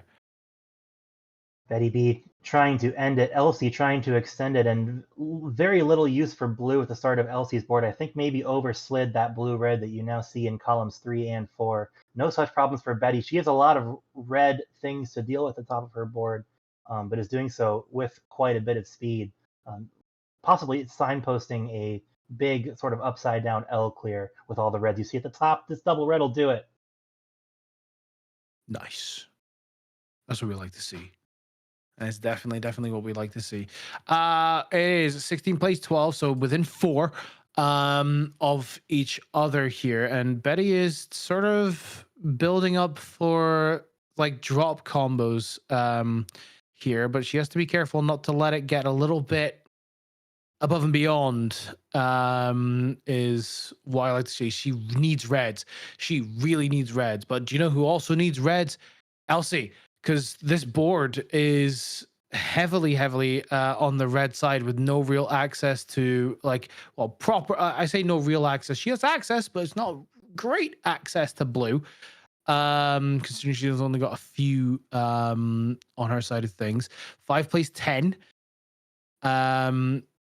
Like this drop clear from Elsie though.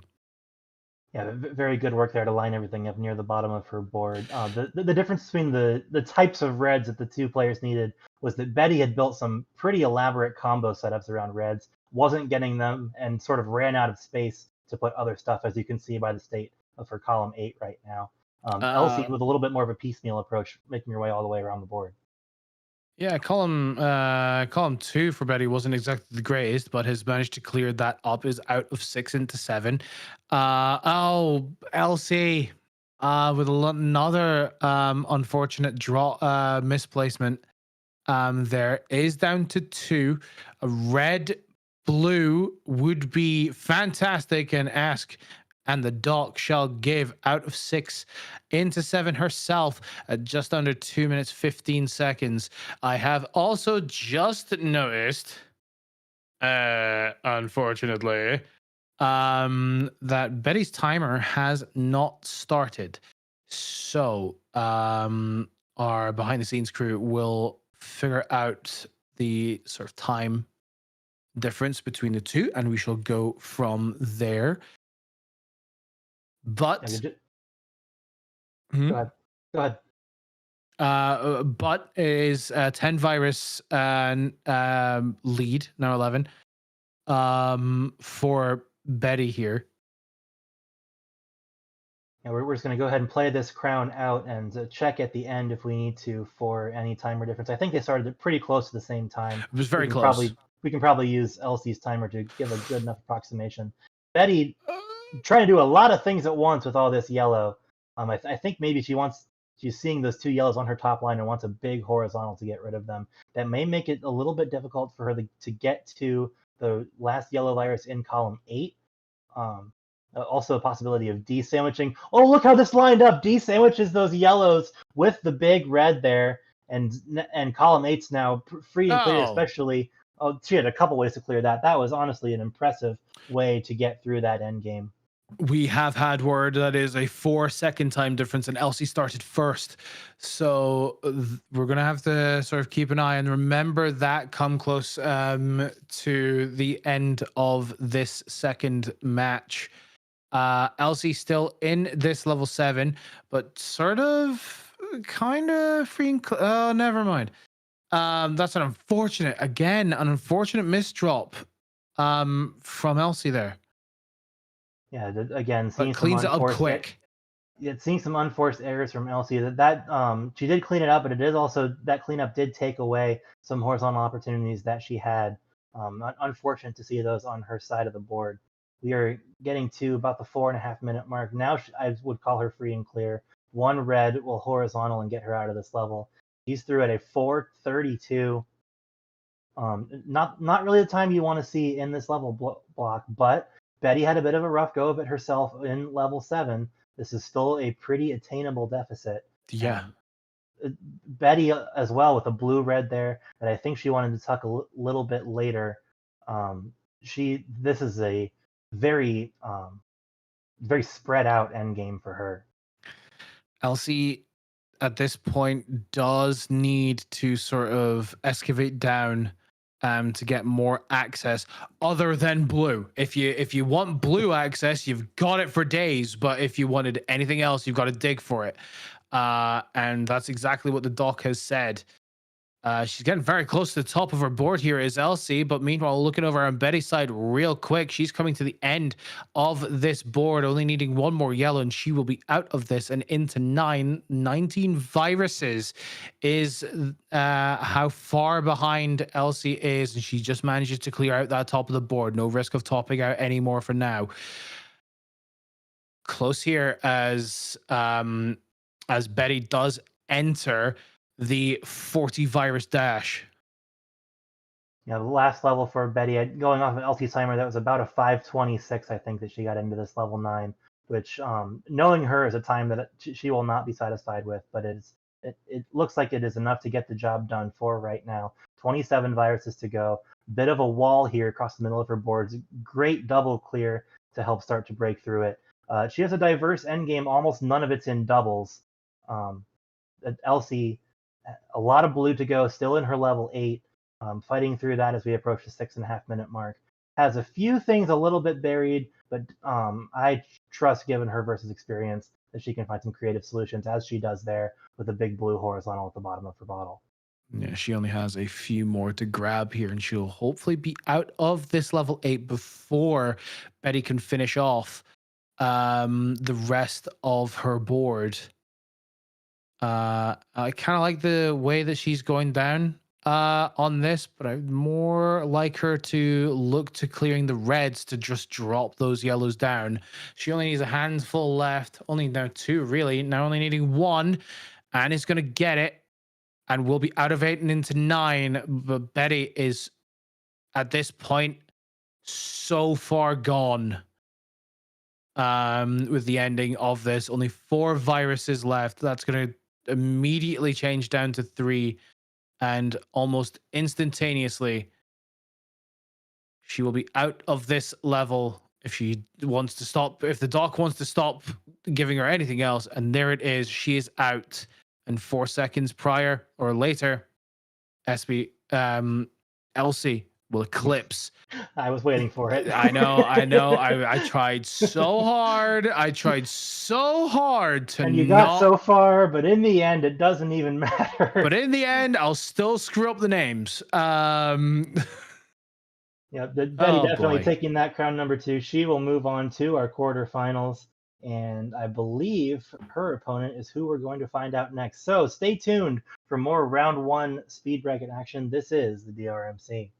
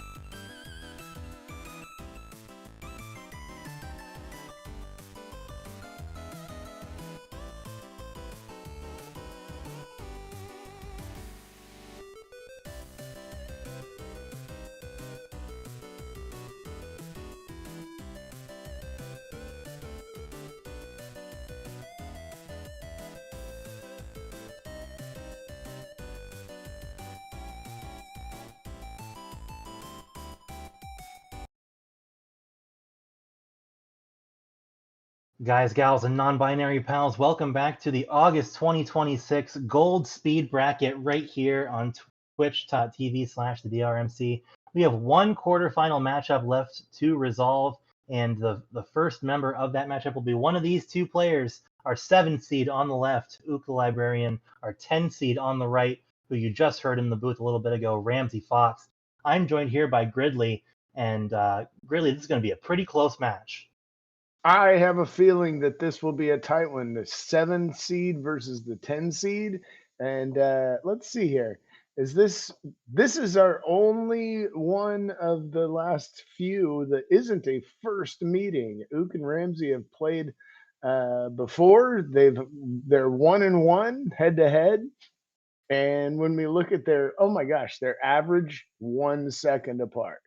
Their bests, Ook has the advantage there. And Ook's a 3-time silver champion, and Ramsey's a 4-time silver champion. So they're both still working on their bid to be the gold champion. Yeah, this is about as close of a matchup as you can get here in the scene. Looks like both of our players are ready. We will have some more stats on this matchup in just a moment. For now, 3, 2, 1 in pills countdown in chat. We are getting underway with the second last top 16 match of the day, and some weird clusters all the way throughout Ramsey's board. Yeah, kind of floaty, big space at the bottom. He knows how to deal with that. And Ook's board, I kind of like, as he's got good diversity. Unless he just gets a bunch of blue and then it's all gone.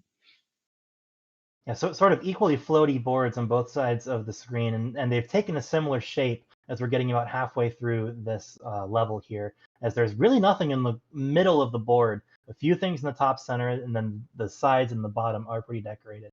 Ramsey's gotten himself into a place where he needs a lot of red to really keep the pressure. Yeah, no yellow left to be used, so any yellow is just going to be garbage for Ramsey. Ook's got a nice linkage with the blue waiting for it, and other than that, it's just kind of blue. It's this bottom right corner that's going to keep him from getting down there. Yeah, a lot of blues left to go on Ook's side. Ramsey almost buried that final blue virus in the bottom row, was able to horizontal it out just in time. One more pill got him out at a 118. Yeah, and that was a good finish. Ramsey is feeling it. Ook is just not getting any love from the doctor right now. Yeah, all the blue that Ook wants, Ramsey's getting here at the top of level 7 on the right side of your screen. Very tempting horizontals that Ramsey's setting up, and for the most part getting another one coming here with the reds across the left side of the board. He is working through this in an incredible manner. As Ook, I mean, the state of his board says it all. We need 3 blue halves, and look what he's not getting. So much so that several columns are almost entirely filled. 1 virus to go. He's past the 2-minute mark. He's not going to be happy with that, but he's finally out of it, 2:08. If Sarge is watching, he's going, "I'm sorry, Ook. I've been there." No, that was a really awful blue drought, and that happens. It just happens, and that's the RNG complaint. But that's why we play 4 bottles. You know, Right. If we just played 1, then it might just be predetermined based on the bottle you get. So we play 4. It wasn't really a favorable seed for Ook the whole way down. It's let Ramsey open up what is now an 18 virus lead, as he's already getting close to the end of his level 7. And he can horizontal these last 2 yellow viruses out to get out quickly. As long as he actually gets some of those yellows, will it be sub 3? Just barely, 259, as he is into level 8 with a blue horizontal hot and ready at the top of this board. Ook really is storming back to the extent that he can. He's blue horizontal here. Yeah, he's flown through this one. It's all blue and yellow now, and he's looking good. And we saw what happened in his last level when he was down to 1 color left. Hoping to not see a repeat here. Looks like he's getting yellows just a little bit faster, but the droughts here are honestly impressive. That the game appears to be sentient sometimes. One more yellow half, he'll get out. 340, really not that bad of a level 7 given where That his was level great. 6 was. It's a 19 virus lead for Ramsey now. Yeah, and we still have Watch this. Boom. Big Woo! offset fat log on the bottom to basically make the entire bottom of the board disappear at once. all blue and red now, but woo, that was pretty. Yeah, Ook- Ramsey is really playing really well, and Ook is making the most of a bad situation, but it's like it's a seeding or just whatever it is. Ook is just not getting the friendly doctor tonight. Yeah, Ook with a ton of viruses in just columns 3 and 4, which is a board setup you don't see very often. A lot of It's times, if you have full columns like that, they're either on the sides or kind of spread throughout the board. It's a pretty weird thing for him to try to build to dig down through. Ramsey's already in his last level, lightning fast 8 from him, under 440. Definitely still on pace for an amazing time here. Reds and blues look like they've been shot out of a paintball gun with how spread out they are around this board. But he is finding a pretty good way through it, although his top line is almost all red. Dr. Mario put in the GoldenEye cheats. Yeah, it's all blue and red for Ramsey's board. He's got that one yellow, and he's getting yellow. I don't need this right now. Please help me out. Ook is plowing through the end of this board, but his bottom line, it's just so stacked. So this is not just an easy, quick solve. That double red really helped clean out his bottom line. That was very well played by Ook. And with just 2 more reds, he's going to get out of this. Okay, into 9. What do we have? A chase down of 23? It looks like about 22, 23 viruses right now. Ook had 5 viruses all in his bottom row of that last level that he kind of wanted to take horizontally. Good planning there to get rid of one of them. But now, by contrast, absolutely no viruses on his bottom row of this level 9. Still a 23 virus lead, 11 to go for Ramsey. That's going to go down quite a lot here. A big combo there gets him down to 6. Horizontal opens up the yellow. He's feeling it right now. Wisely takes that last blue vertically. Wants to leave himself option to take the red in column 2 horizontally. He's going to need to clear the red in column 1 first to have full access to that. Unfortunately, he's not getting any red at all. Here, that's going to change.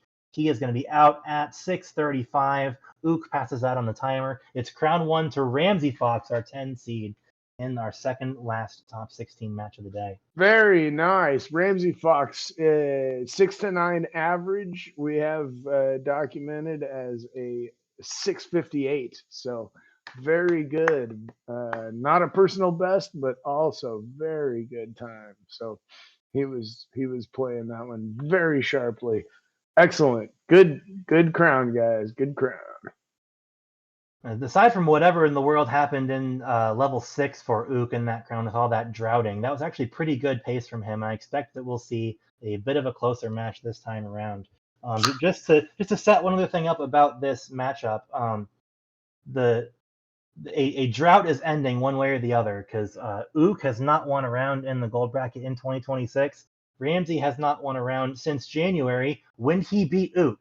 So there's drama, there's streaks to end. Both players really want to break what might be a little bit of a funk for them and get into our top 8. We have readies from both of our players. Countdown coming. 3, 2, 1, and pills. Ramsey trying to end it. Ook the librarian trying to extend it. And a hot and ready horizontal of yellows there for Ook to start the board. Man, Ramsey, nice blue yellow tuck and gets the T with the blue. Oh, that was filthy. It's unfortunate. The other side of it is he just has no other blues except for this one in column 8. So he's going to have to. He can go all the way down to those horizontals at the bottom, but now he's even more strapped for blue. 18 viruses left, and only 2 of them are blue. Looks like about 12 of them are yellow. Yeah, needing yellow. Ook is just kind of cleaning this up. had a little bit of more diverse board, and so we've got a 2 virus match here in the first bottle, folks. This is good. Now, Ramsey, unfortunately, needing to play slowly because he's not getting yellow at all, so he has to maneuver around the yellow at the top of his board to use all these pills efficiently, and did unfortunately overslide that red-blue that you see at the bottom of columns 2 and 3. He's still waiting for yellow, and really only yellow. Yeah, It's this only a is 2 virus game, but the material advantage for Ook is massive right now. He has just a few things to go in a very, very clean setup. None of them are red, but that's not going to be a huge deal for the time being. Yep, and yeah, this kind of what Ramsey's going through kind of reminds me of Ook's tribulations last time. It's he just needs one more blue to be out at a 129, and moving on to bottle 7. While Ramsey still needs a great choice, but he's going to take some drop time there. Boy, if only he could link those yellows up somehow, and he's going to have to dig down into that. You think he's going to do the red horizontal and then drop those yellows? I think that's what he's planning for. And there's the red to get it done out at a 201. All right, Ook is looking at a very diverse board. It's kind of a chasm in the middle and high on the sides, but I think the diversity is okay. Maybe just a lot of blue up top. Yeah, it really has a lot of blue for both of these players here in level 7. Ook had almost no viruses in columns like 4 through 7 for this entire board. So both these players mostly getting rid of their blue problems. Ramsey with some wild tucking there, Did a you double see yellow that? all the way to the right. That was That's- honestly impressive maneuverability for high speed right there. And The it's just swivel. 3 virus game again. Yeah, the swivel on that yellow was tremendous. I love it. Big offset fat log here for Ramsey makes it a tie game, and pretty similar looking boards as it's blue and red left to go for Ramsey and a column 8 Spire for Ook on the left. Yeah, Ramsey's really brought this back. We are 5-5, 4-5. This is great. Ramsey down needing only blue. He's going to take a T on the left for a little bit of swag and to save 1 blue pill half. 2 viruses to go, 2 blue pill halves. That one can be undertucked for no drop time. And So he's no going to get out of drop. this level 7 clean. There's the last blue, 325. Again, I'm not sure he's super happy with that time, but it's what's getting the job done right now. And a much, much Ook. better looking board for his level 8. Doubles all the way down. Really, for both players, that's true, as Ook got out just past the 330 mark. Yeah, and this is we still have bottle 9 after this one, so I'd say still anybody's game. I'm not making any predictions. Yeah, No, this is good. This is good. Ramsey's got a very nice drop combo there. Sets up for this drop combo. Playing like a true versus player. Yeah, Ramsey, not one of our players who practices versus on Fightcade very much, but can definitely hold his own in the category. You're seeing that with some of the combos that he's laying out here. 15 viruses plays 16. This is pill for pill right now. It's blow for blow. Big horizontal there helps Ramsey get to the very bottom of this board. He could get really cute with these blue viruses. Oh, there's a double blue that you want, but he didn't quite have time to make it as a big L. Unfortunate, but doesn't slow him down at all. Save some drop. 6 to 5. It can't get much Wow. closer than this. The ebb and flow of this, every time I look back and forth, I go, wait a minute, what happened? These players are both just flying these boards. It's amazing. Oh, Ook's setting up for this drop combo. Just needs a blue. Any blue for And drop cross will get him finally. out. There it is, 5:05. Ramsey just under the 5-minute mark. It is, again, neck and neck, 3 viruses heading into level 9. Absolutely anyone's game at this point. Ramsey, Well, you- a lot more sprinkled around his viruses in this level. I do Yeah. slightly favor Ook's board, but only slightly. I was gonna say, I think I would favor Ook's board, but only slightly. And it's just how the pill set comes and how these players are able to navigate them. Ramsey's only got a 3 virus lead, but boy, we're just gonna have to see what happens, folks. This is exciting. Yeah, Ramsey had a clever blue horizontal there, but it did come at a little bit of a cost as it left him with some yellow garbage at a time when he had a lot of yellow on his top line. Ook with a 20. similar sort of drop cross on the left side of his board. 19-19 as we come down the home stretch. But A this lot, is lot of red and yellow on both sides. folks, this is gonna be a photo finish. Come on. Come on, both players. Let's go. Ook had a horizontal setup for the blue in column 4 that he had to get rid of. Ramsey is now almost entirely sequestered over to the left half of his board. Horizontal there. He has a column 3 that could use some vacuuming right now for sure.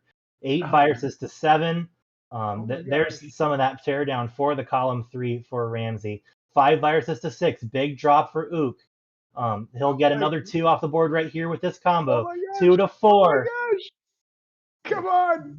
Down the stretch they come. Ramsey Let's needing finish. some red, not in a place Let's in the go. pill sequence where he's getting it. 2 red has to go for Ook. Ramsey with a double red. He opts to use it on the right. 653 for Ramsey, and Ook is past that on the timer. Ramsey takes the crown and the set. 2-0. Unfortunate droughts for Ook in both crowns of this match. Unfortunately does cost him, and it's our 10 seed, Ramsey Fox, the 7th member of our quarterfinal round. Wow, what a finish. Oh my gosh. Espy, that was so amazing. That was really good. And I as I was watching, I was focused on Ook's board. I thought he was gonna pull it off, and Ramsey just cleared that out like so quickly. And Ook, boy, he got it. They had too many pills that the doctor threw him that he just didn't need. Boy, that was a great match. Yeah, bit of a not like this ending, but that's how they come sometimes. Ramsey moves on, and our last top 16 match coming up after this. Stay tuned. This is the DRMC.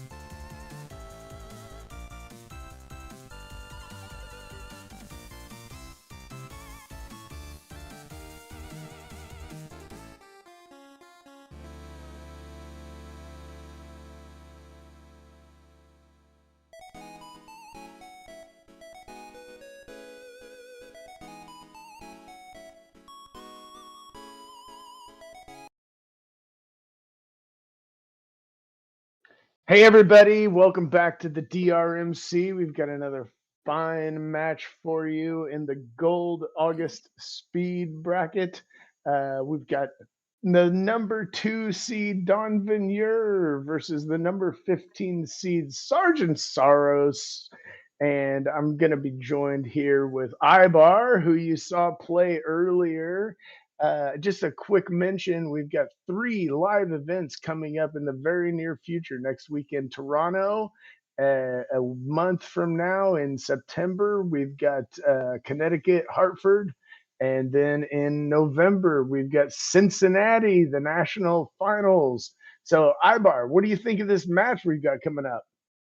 It's interesting. It's very, very interesting. We got Sarge and Don, who've never played against each other yet. Well, they're going to now, right? So, but Sarge's average is all full 2 minutes off of Don's, which means Sarge has a really big hurdle to get a crown on Don. But anything can happen.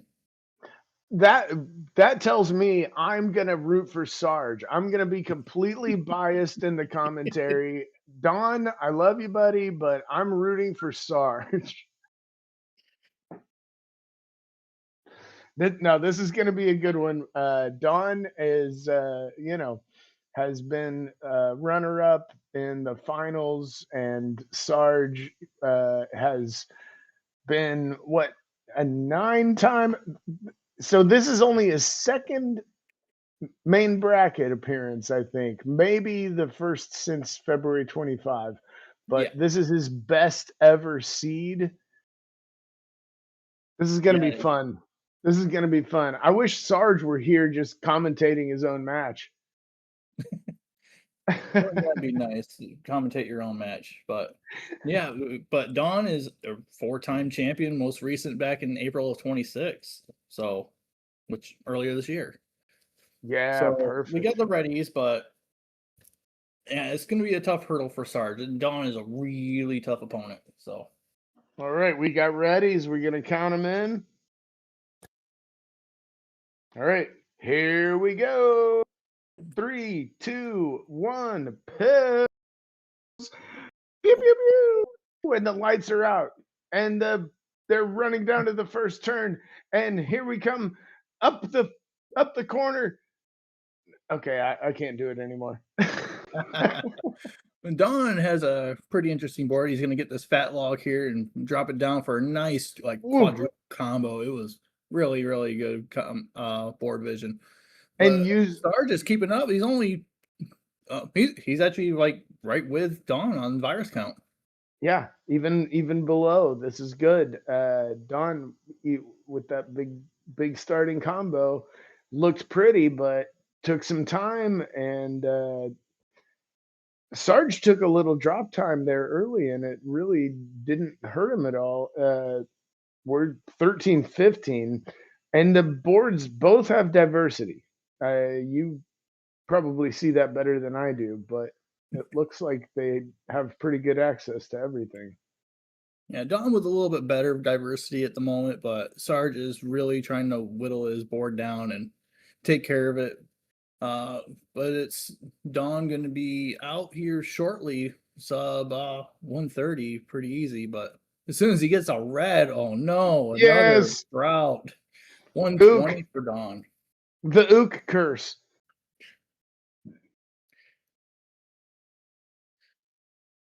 But Sarge is doing really good to keep it pretty competitive so far. Nice horizontal drop. Come on, Sarge. I'm rooting for you, buddy. Let's go. Get out of here. We don't need this red. Come on. We don't need this red. That would have been a nice combo on versus, and then he takes away his the horizontal opportunity. While we were watching Sarge there, holy moly, Don has really cleaned up and taken care of his level 7. He is down to his last 10 already. Flying. That nice stack there. And yeah, Sarge. Okay, out at a 219. On to bottle 7. Hey, we still have 3 more bottles to play. That's all right. Yeah, but Don was out at a 229, so really cruising along on his levels 6 and 7. So both of these boards are pretty diverse. Kind of missing some like yellows. For Sarge, this double yellow is going to be huge for him. Mm-hmm. And see what he does with this. Very nice vision. Good looking at the next box for Yep. Sarge. Yep. He used that next box perfectly. You could see him adjust his plan. I always like seeing that with a person going, "Oh, wait a minute. I can do that differently." Don with a nice double horizontal drop. I love doing those. Those are one of my favorite plays. But like Sarge, he was a little bit behind on his level, but he is really trying to make up some ground, even though he's one level behind right now. Yeah, I think I think he's going to get out of here, and I think he's playing sharp. I think he's feeling the pressure and saying, "I'm going to be here with it." Nice tee from Don Venier. But Sarge, I mean, we're looking at he's just over a little. He's just like a minute and a half into his level 7, and he's killing it right now for Mm-hmm. level 7. Well, big, That strong. tuck, nice That was. lightning bolt. Did you see that extra long log from Don Venier? I'm sure Flindo would love to point that one out. Yeah. It was a 5x5. So, Don having a little bit of trouble with his Looking for the last couple reds. viruses. But there it is. There it is. 433 on to level 9. And Sarge is getting through his level 8 right now and just trying to make something work right now. It's just not giving him the blue pills he needs to get through this. Come on, Sarge. Find the flow. Find the flow. You got it. We're with you, man. Let's go.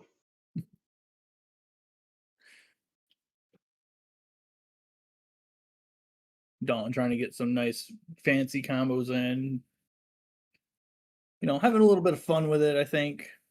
But Possibly. also trying to be fast.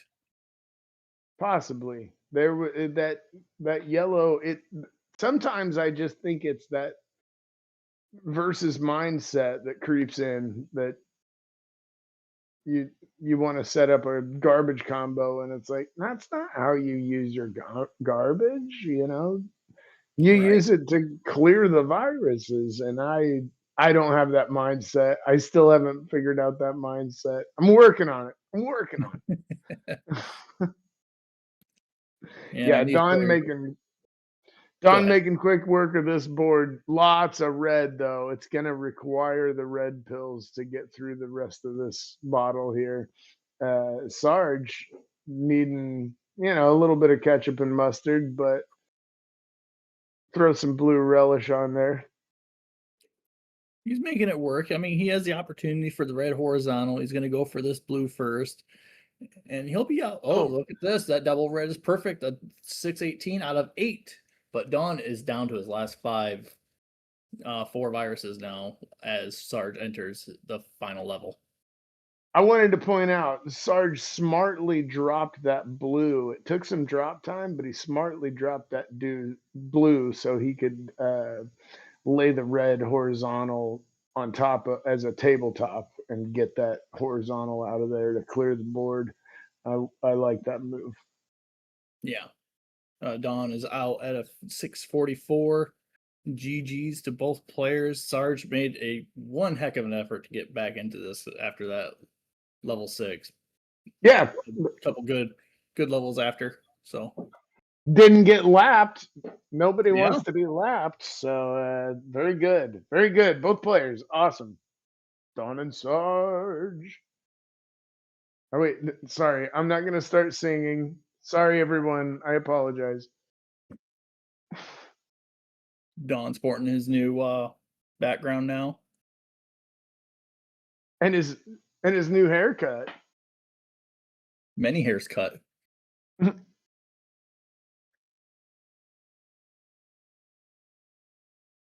All right. We got both readies.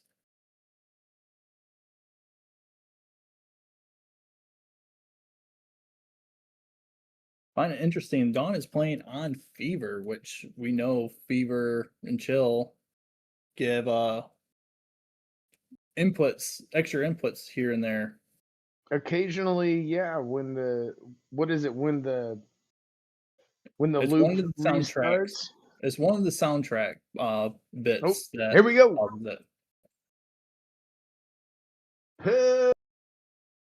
Pills. Totally different boards here. Yes, big old chasm on Sarge's side, which is not exactly what you want to see. Dawn taking a lot of drop time. Dawn really has kind of a similar board, just different colors. Yeah, that's a good way to put it. Yeah, this blue at the top of Sarge, I think that Sarge is probably in the better shape here, but boy, Dawn putting up a nice cross T there. That was good. Telegraphing, he's looking at the horizontal on the right side. This is 12 to 13, neck and neck. Boy, come on, Sarge, bring us another crown. We need to feed the crows. Yeah, Sarge is doing really well. He's down to his final 5 viruses, ahead of Dawn at the moment. So doing really well, but that double red and then the red for Dawn is seeing immaculate. Out at 110. Wow. Both of them out of 111. That is fantastic. We got a game. We got a game going, folks. This is okay. I don't need to be too hype, but we got a game. Let's go.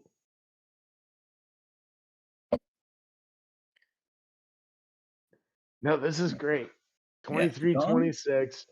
I kind of like, boy, there's a lot of stuff going on Don's board that I like.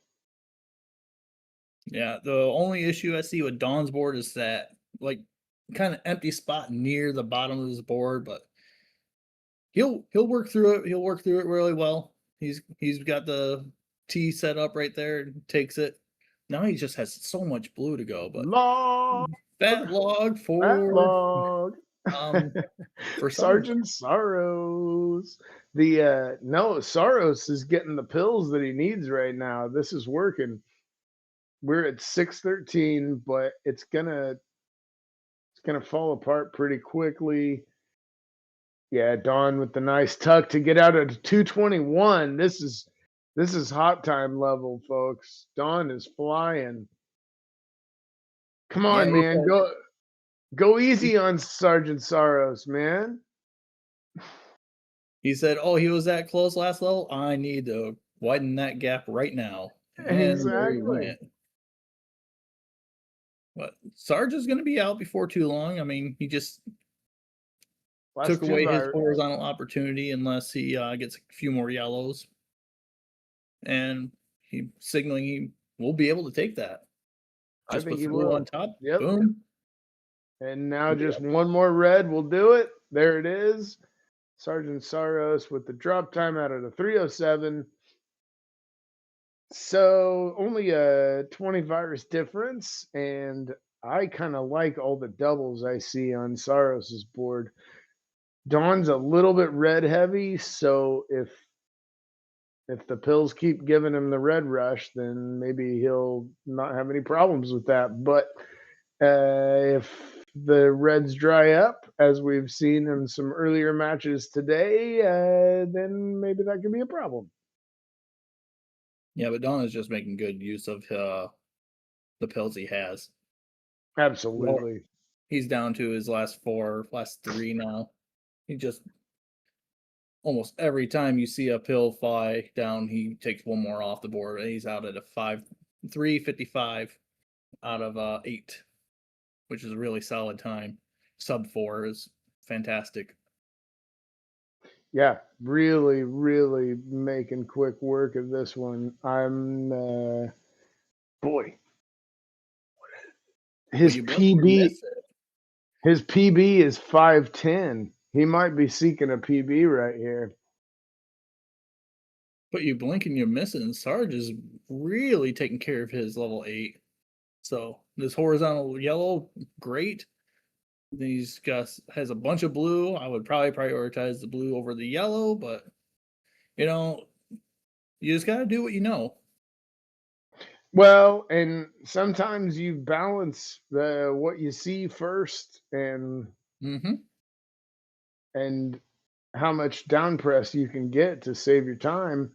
And Sarge is out at a 457, I think it was. And so on to the final bottle. Got a bit of a chase down, but still around that 20 virus range. And I don't think his board is that bad. So we'll see what the good doctor provides. And Sarge is out at before a sub 5, so that's really the kind of benchmark I look for.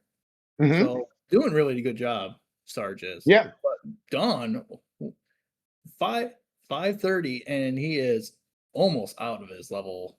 Blink and you miss it. You'd look at one side of the board and then the other side completely changes. And yeah, Don looking very solid. Sarge at Oh, 24. missed his tuck, and then he's got the second one. Boom. 548. Don takes it. 548. Well played. Sarge did very well too. Good games for both players. Above average. And yeah, really well played by Sarge and really well played by Don. Congratulations, moving on to the next round. Sarge is shaking his head, and I say, you don't get to shake your head. It was very well played. You did great, buddy. The reminder, check out all of the Discord stuff. Check out all of our online events that we do throughout the year. Live events coming up, and Ibar, thanks for joining me, and also thanks for playing, because one of these days I might do so. You should, Ridley. You should. We would love to have you. But I know. until then, we are going to start our quarterfinals, round 2, with what's the next matchup? Oh, Influx Round versus 2. Tomahawk coming up. Oh boy. This is the DRMC.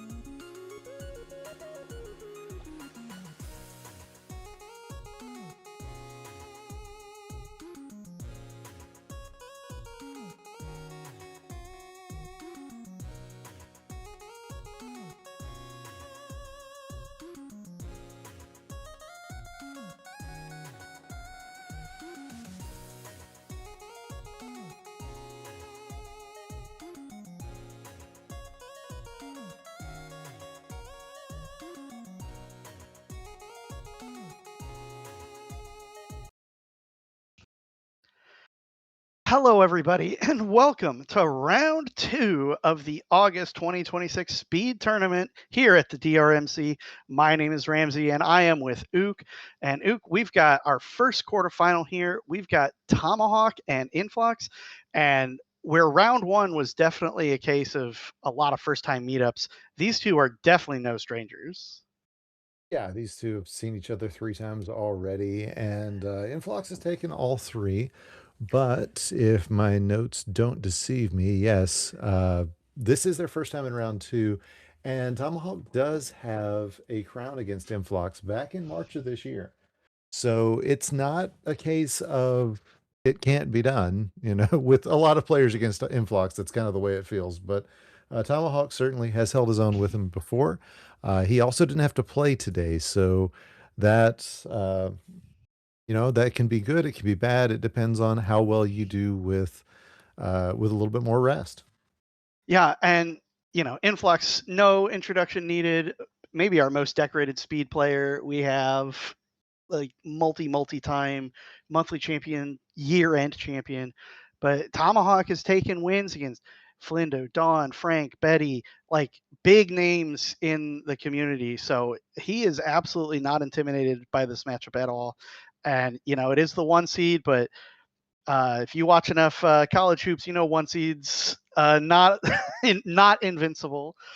And Tomahawk is absolutely up for the task here, as I believe we are ready when waiting for the countdown. Yes, indeed. It's 3, 2, 1 pills. Tomahawk, of course, has already taken down Frank and John Det Flindo in the past, so definitely no stranger to being a giant killer. But he needs the right pills for it to happen, and right now those pills are not going to be blue. So going to be a minute before those are a little more helpful for him. Same situation, honestly, for Influx over on the left. He doesn't want to see a bunch of blue, and I'm not sure if that extra flip in column 2 is what he wanted, but I think he's going to make the best of it. Yeah, I think it kind of was because he didn't. Again, like you said, he didn't really have places for blue, and he was struggling the whole board. He almost immediately had to make intentional garbage with blue just to keep the board moving. So he has opened up now a bunch of blue, but they're in some big doubles. He's a chance to get he gets a double there. He has another double available in multiple spots. But speaking of doubles, Tomahawk's got a lot of them too, and he has got just a 2 virus deficit and uh, building up the left side, definitely signaling a horizontal there, and he's going to build up a little infrastructure there to do it. I don't think that's what he wanted, but he can still recover with this red. Going to make a big cascading drop combo. That garbage is going to be no problem because it can go horizontally. So Tomahawk down to 7, but Influx down to 6. It is anybody's game here in this first level here. And remember, this is still best of 3. So, this first game is absolutely as important as it gets. And Tomahawk Yep. even taking a small lead there out at 131. Influx with the garbage there on column 6. That's going to be okay. He is going to be able to underclear or take the horizontal rather as out at 145. So about a 15-second difference there in the start of this level. But Influx known to, kind of go nuts whenever he's down, similar to some of our other top players, and gets a nice horizontal there to basically tie things up. It is now 30-30. Yeah, and his board, in my opinion, just looked so much better than the last one. The color diversity was much better.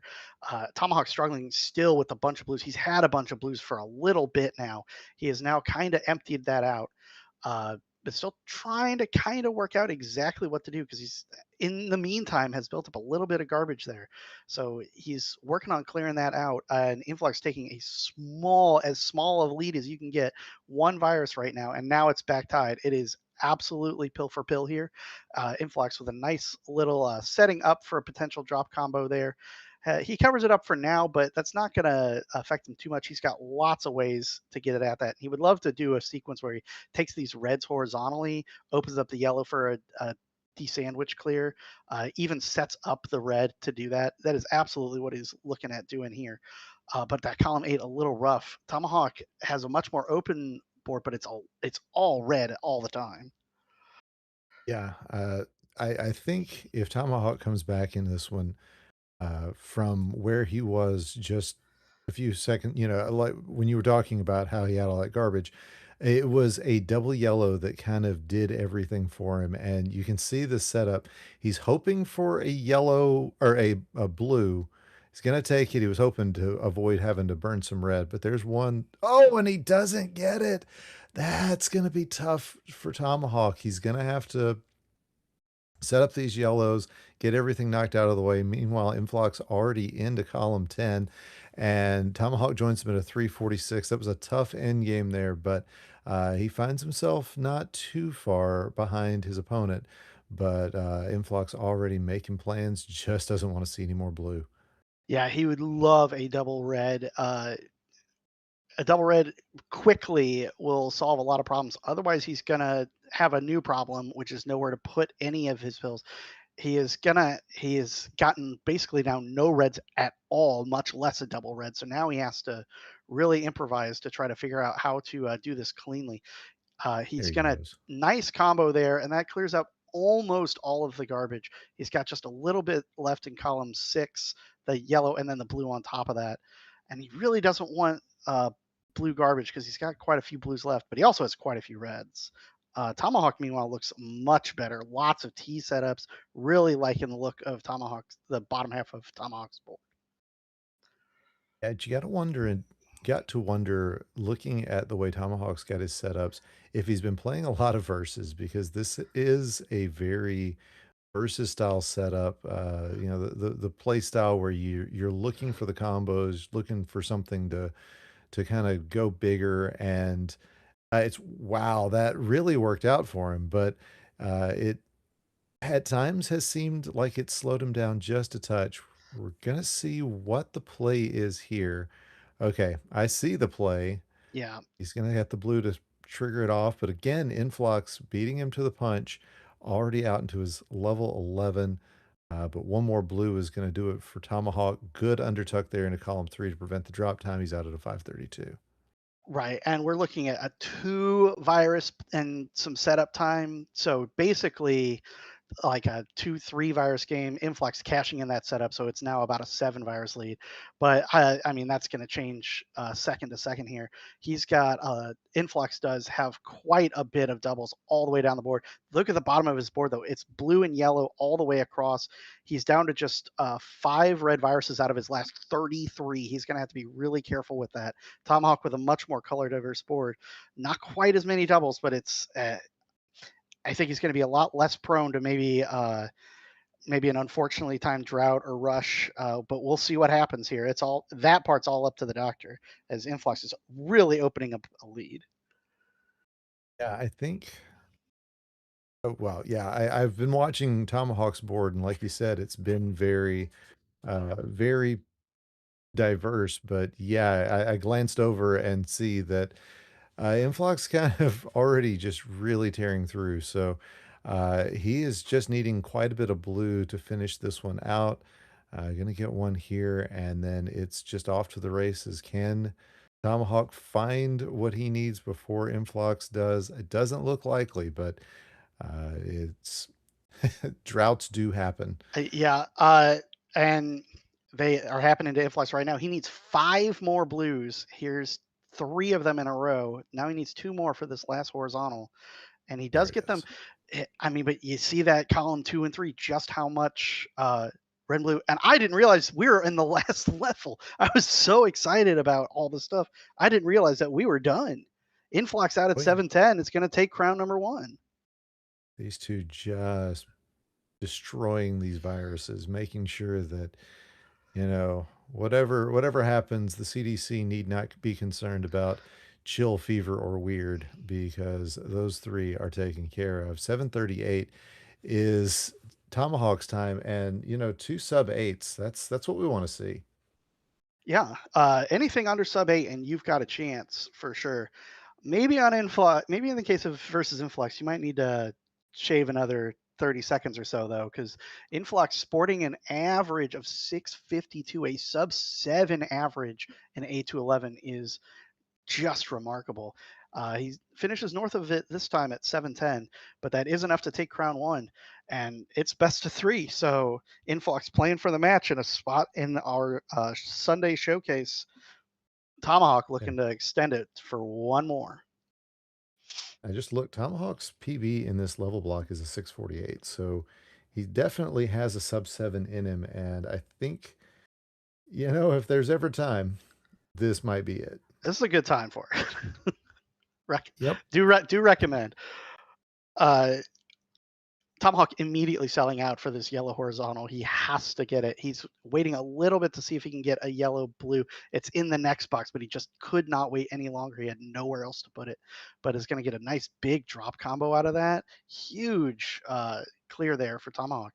Influx with much more straightforward plays, though, has opened up a 6 virus lead, although now it's down to just 3 viruses. So, a reverse swim there. That is very tough to do on high speed. That is very difficult, very impressive from Influx there. Is Influx playing a much more traditional way, something we've ever said before?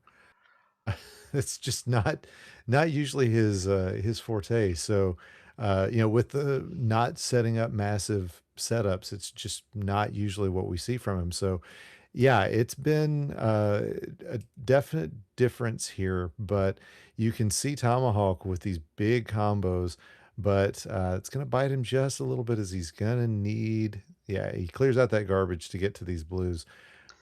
But, oh, I like the idea he's got. Look at this dropping in. But now Influx almost done with his level as well. Just needs a couple of reds. And it's a blue for Tomahawk. 130, 134. It's practically tied. Yeah, just a 4-second difference with 5 or 4 or 5 minutes left to play. So that is basically nothing. We're absolutely pill for pill here. And Influx, top of this board, got quite a bit of blues, and he's absolutely going to build this horizontal. He's going to take a little drop time and a little garbage just to clear it. But the alternative was just way worse. This red horizontal is not. He's not going to set up for the exactly for the horizontal that I thought he might, but he's got a different horizontal in mind. And wow, drops it perfectly. Shows me what I know. Excellent play from Influx there to completely clean up his board.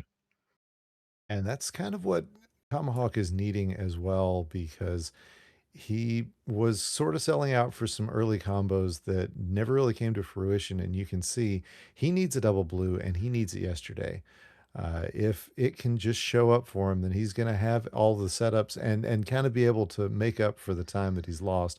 But you can see he's making that setup and really wants it, and it's going to drop right there. So that's going to clean up the majority of his board, but that cost him quite a bit of time. And yeah, that 10-second difference here is going to be an issue. Yeah, But, as Influx has not slowed down at all in Yeah. the meantime, and he is going to be out with one more yellow. Here it is, 304. That's what we've been seeing for our level 6 and 7s, and he's out of level 8 and 9 that fast. So he is in a hurry, putting up a big barrier to entry here. He absolutely sees this horizontal that I was eyeballing myself. This horizontal yellow here. He's going to take it now. Gets a big fat log out of it. Very nicely done. He is down to just 32 already. Tomahawk needs a handful of blue still, because yeah, it's wide open, but he does need 2 more, and he's going to be a better part of 40 seconds behind going into level 10.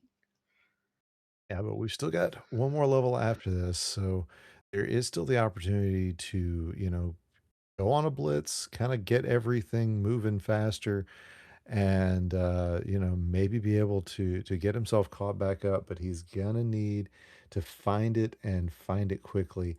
Is Tomahawk as Influx with another? I just glance over and see just drop combos falling, and viruses being peeled off the board. It's now 18 plus virus difference.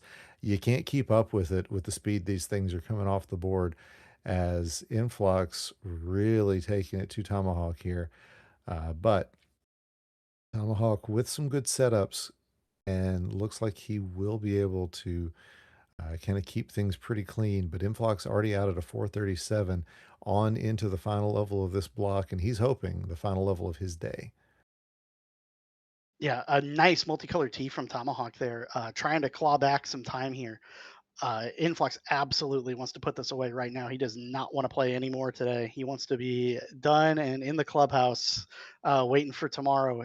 We've got 38 virus separating him with a date for Sunday, and he's got, look at all these doubles in the middle part of his board. If he can get there relatively cleanly, this part of the board is absolutely going to disintegrate. Yes. Sorry, I was watching the other board, and you caught me without anything to say. But look at this drop into a cross. That is Jeez. gross. That is what separates the players from the us, my friend. I shouldn't say that. You're still in the competition, but I'm not making combos like that though. Tomahawk joining Influx in level 11, not going to get lapped, but my goodness, has Influx just found the other gear on this level, and as long as he finds some blue to finish it off, he is going to be finding himself as the first player into our semifinal Sunday. It is going to be 2, 4, 5, 6, 7, now down to 5 blues to finish things off, unless he gets fancy. He could give himself the out for a double blue here. He does do that, but it doesn't show up. So elects to do this. And this time for Influx, a 618, absolutely scorching hot. So hot. It is on our hot time list. It's number 13. Just a couple seconds behind his own PB of 610. So dang. Yeah. I mean, what do you say? What do you say when you see something like that? You just sit here in shock. Keep opening your mouth, flapping your gums, hoping something cohesive comes out. It hasn't happened to me yet, but we're going to keep trying. Let's keep trying. Let's work on that. Tomahawk sees the writing on the wall and goes ahead and ends it up. So we are going to take a breather and come back here in just a moment with our next matchup. That is going to be Ibar versus Solar Espeon. Trust me, you're not going to want to miss that one. Stick around.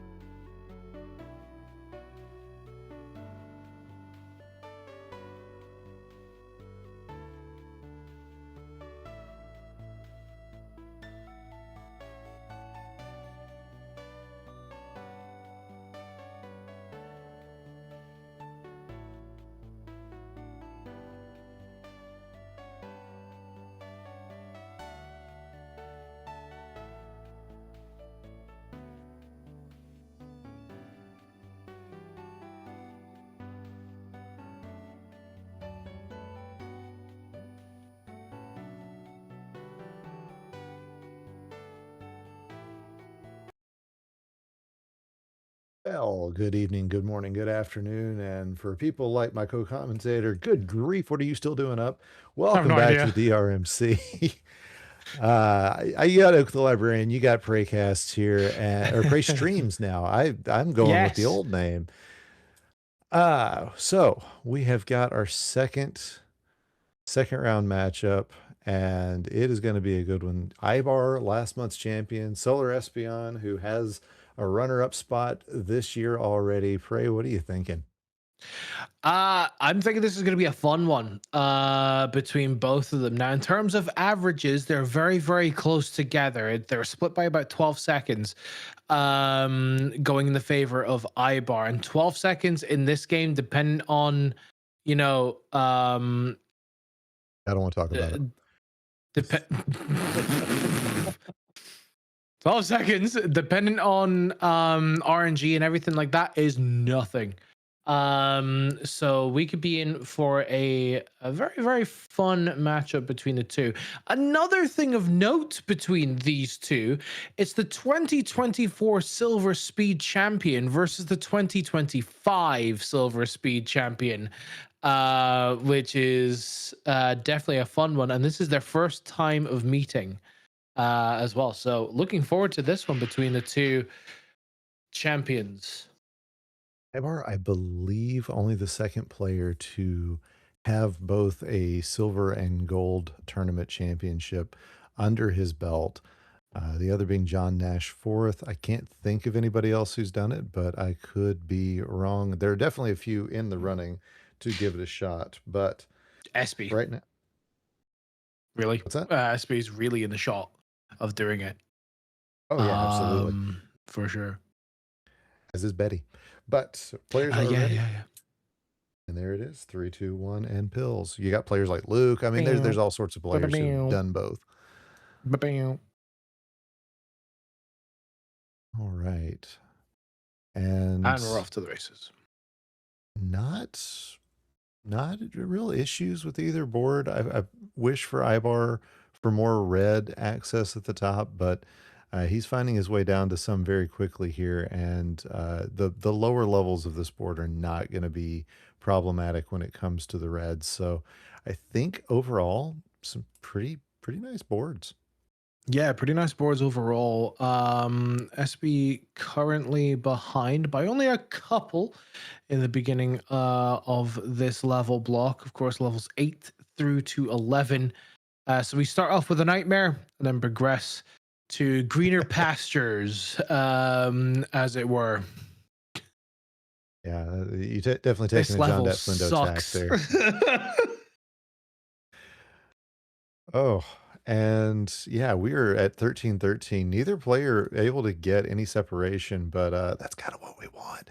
As Yeah. good drop horizontal there from Solar Espeon to keep yourself very close to the end here. But Ibar just needing 2 blues now is going to be very likely out first. There it goes. Okay, so he's out first at a 129. SB just going to need 2 more blues as well, and she'll be out. There's I one. was hoping that was a double yellow blitz because it ends in a double blue. And there's There we dope. go. Nice. Everyone's into 9 here, and SB will quickly, and I mean very quickly, run out of red access. Literally, just as I say that is exactly what happened.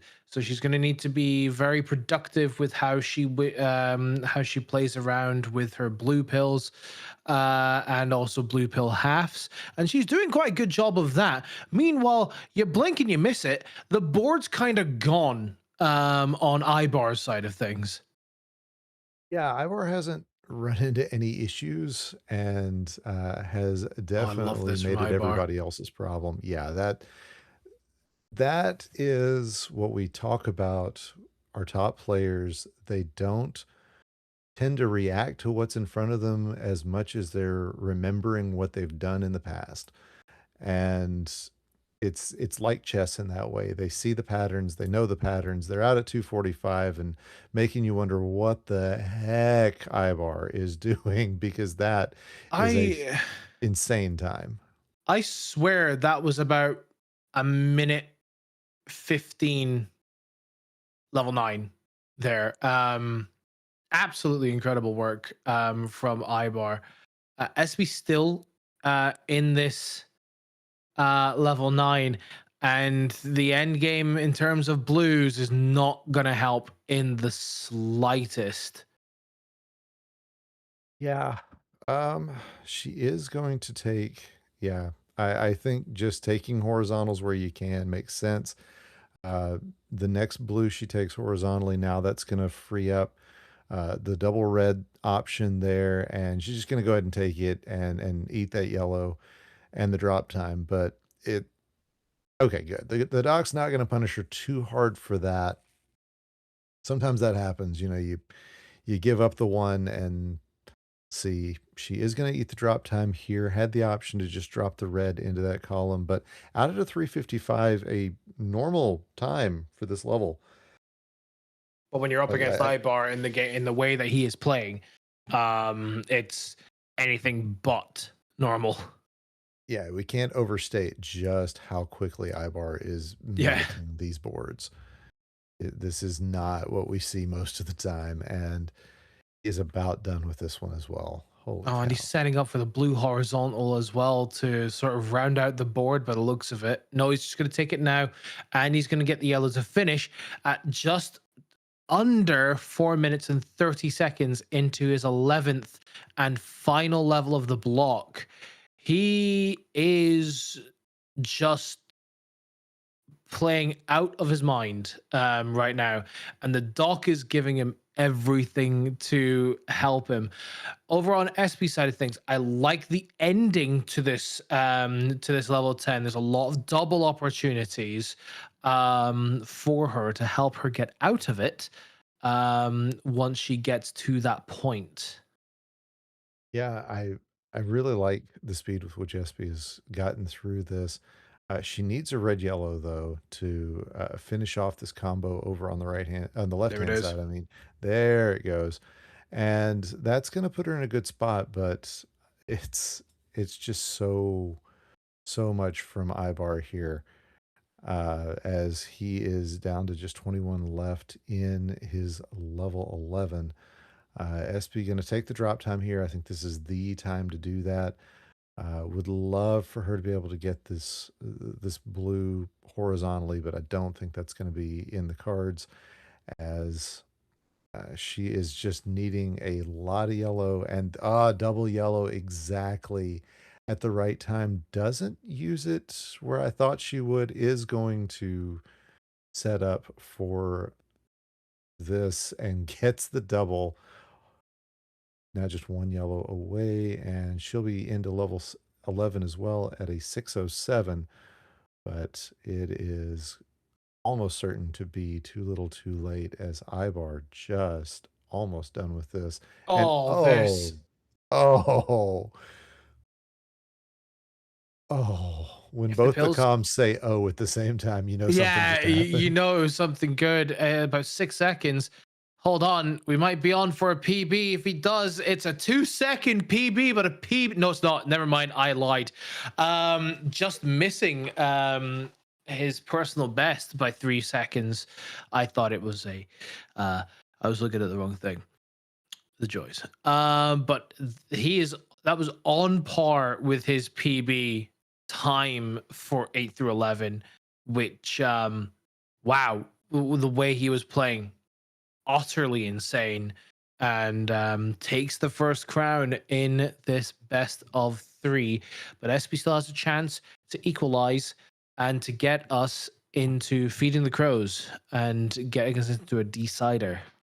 I think it needs to be stated, SB was on pace for an average time. She's got a 7:48 average in this block, and that's still sub 8. We were talking earlier, anything under 8 minutes, you're going to feel pretty good about.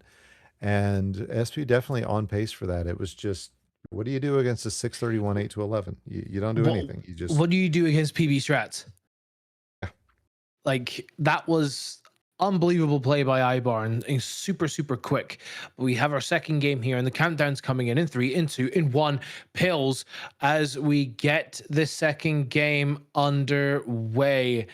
And looking at the boards here, the bottom end of Espy's bottle is it's really nice looking. Yeah, if the doubles come in, that's going to be the real question is, will the pills work in her favor with that? Because even,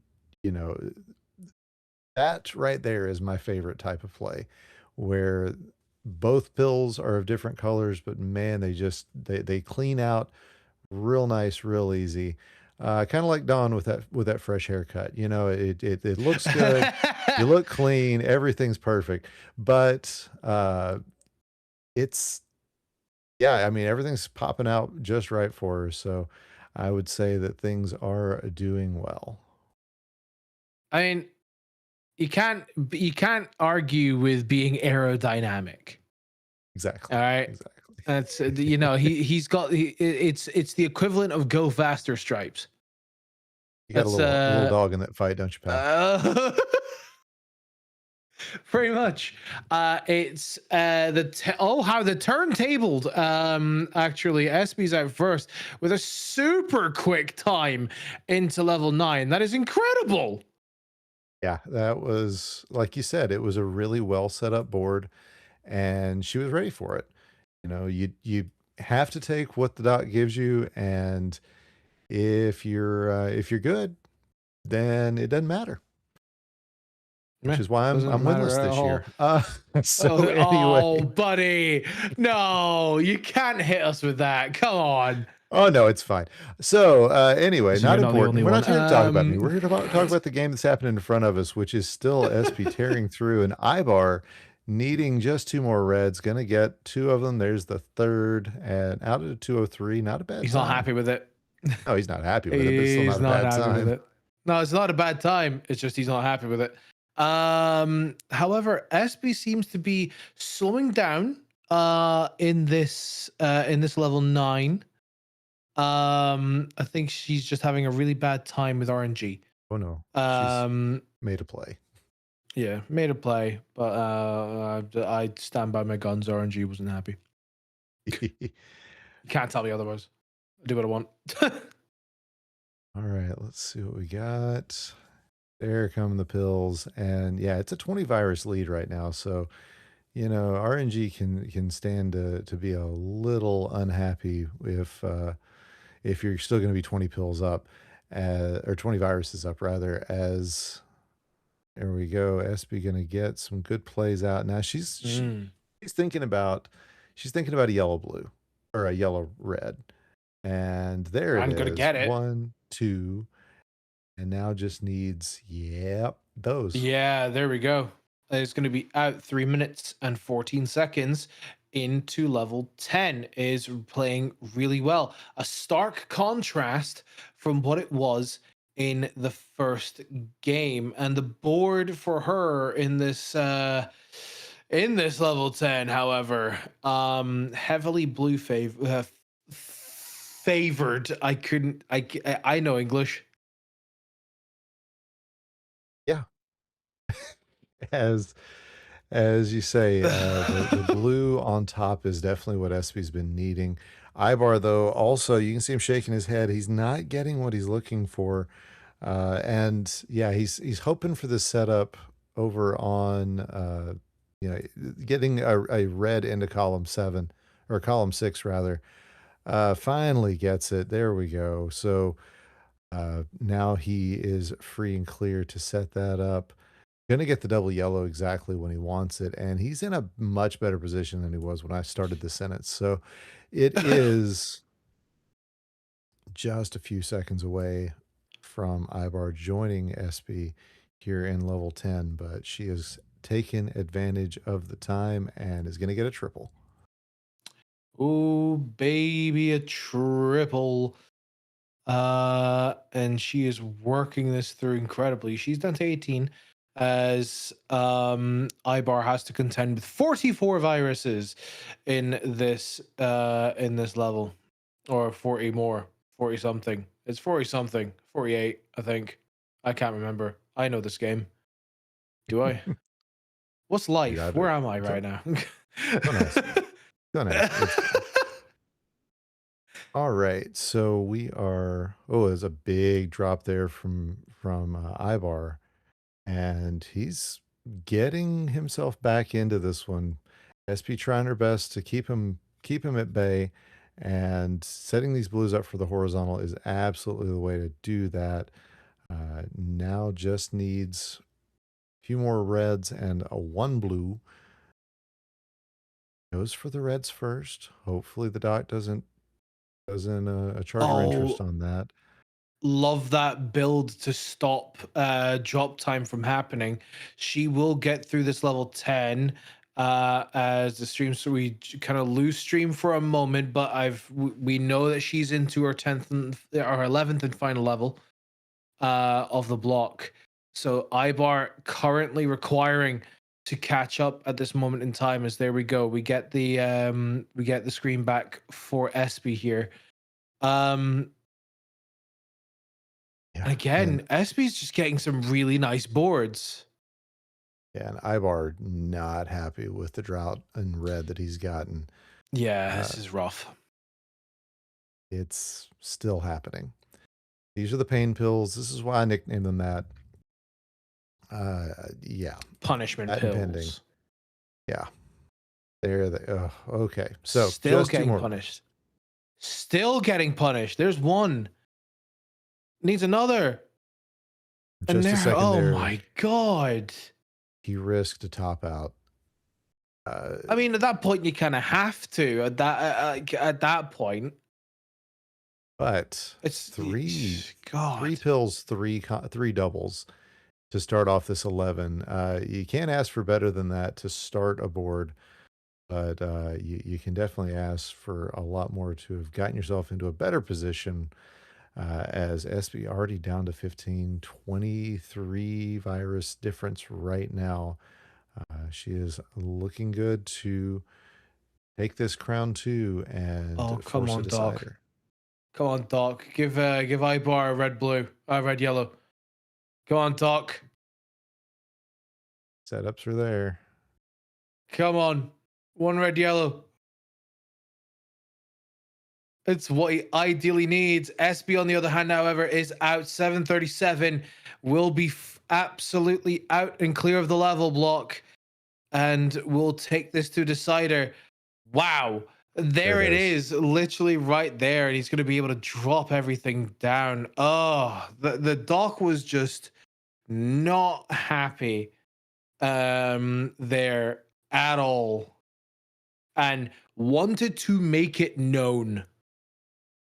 Yeah, absolutely. So again, that one is under SP's average. But she would definitely feel safer with something under a 7.5, maybe even closer to that 7-minute mark. As we said, that her PB is 7:07, so getting somewhere close to that, I think she may feel safe. It's just gonna be a matter of will it happen. But do you hear some crows, my friend? I do hear the crows. They are getting fed in this game here. It is one apiece with one game still to play. So it's whoever crosses that threshold first. As we have readies from both players.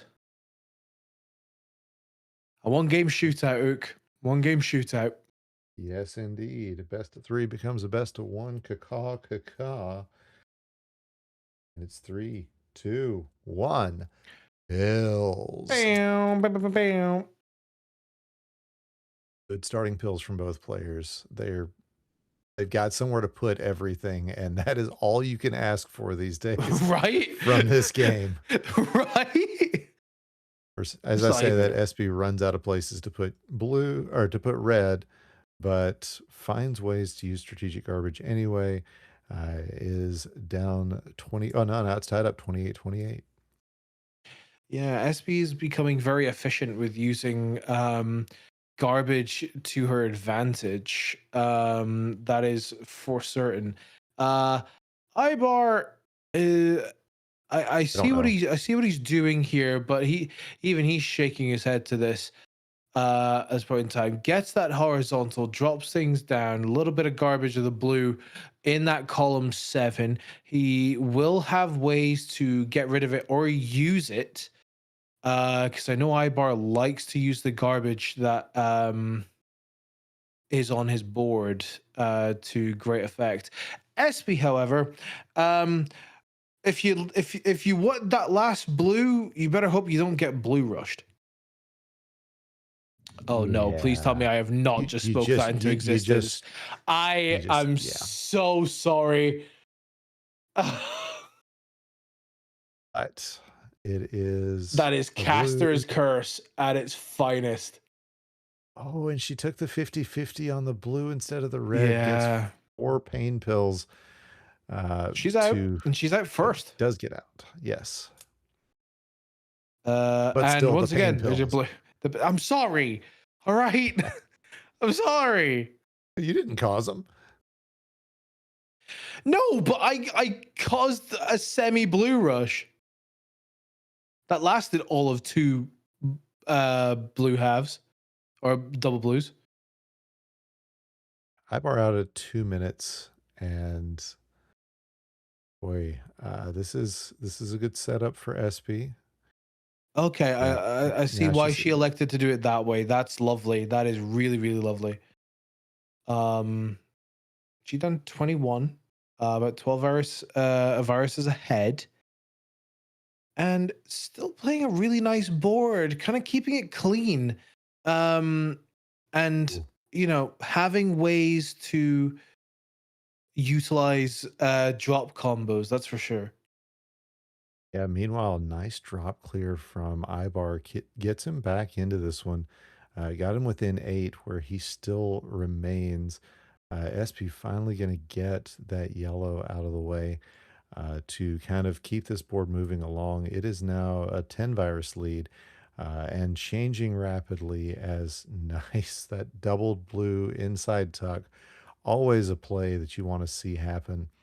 And she's setting up for the horizontal here. I'm not just going to take it vertically on this yellow, and just needs 3 blues to get out of 9 and into 10. There's one. Meanwhile, Oh, it's rough for Ibar. That's a lot of red. yeah. It's a lot of red, and at least he's getting red to help out as well at this point in time. Although he's gonna have to deviate from his course. Oh, yeah, that horizontal just fell apart on him Yeah, twice. you hate to So see it. that's going to cost him a couple of extra pill halves, but gets him in a row. So 354 is the time out, and honestly, the punishment wasn't too bad, as like I said, the extra yellows came right after the first one, so it didn't really make a huge difference. But still, it's the psychological damage. He took a little psychic damage there. Just a little bit, yeah, just a little bit.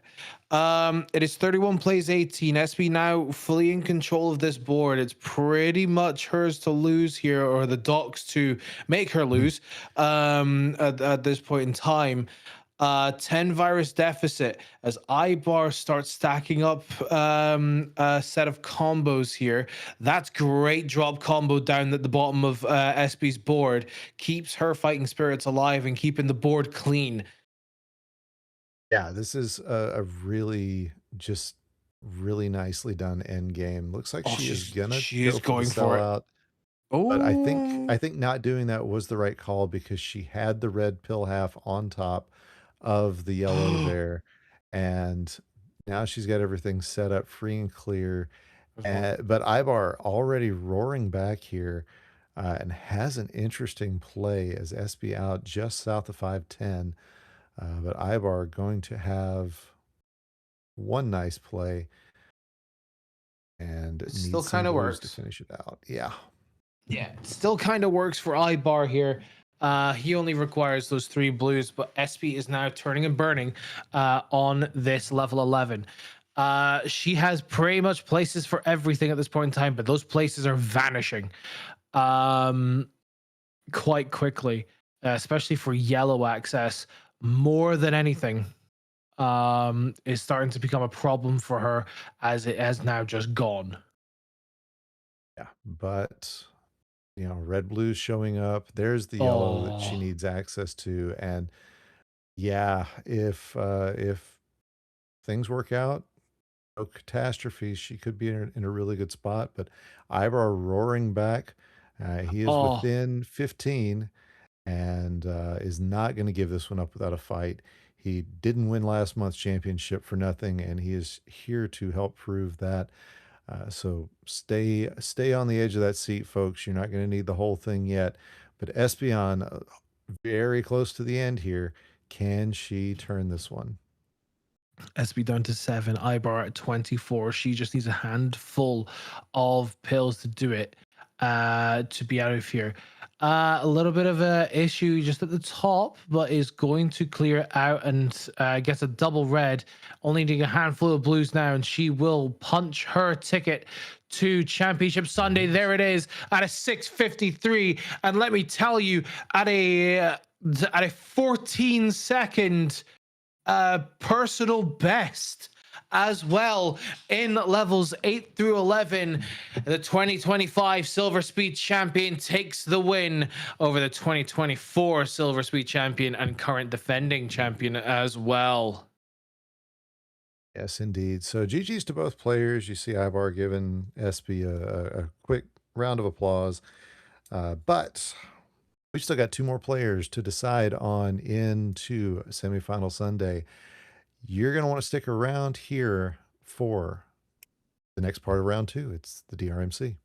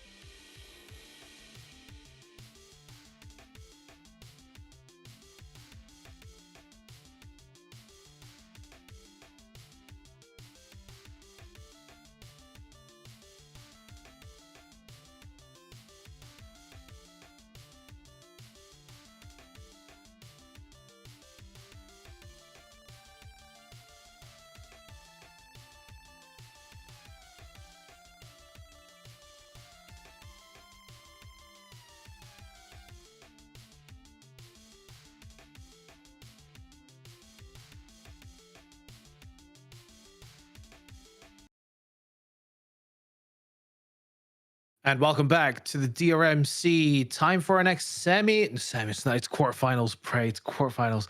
Okay, to our quarterfinals between our 3rd seed in Betty B and our 6th seed in John Dat Flindo. My name is Prey, and I'm joined by Savage Octagon. Hello. How are you doing? Are you living right?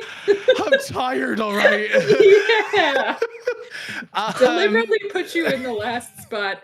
One of the last spots. Why just would to you wind do you that? up and see you go. Let's talk about these players a little bit.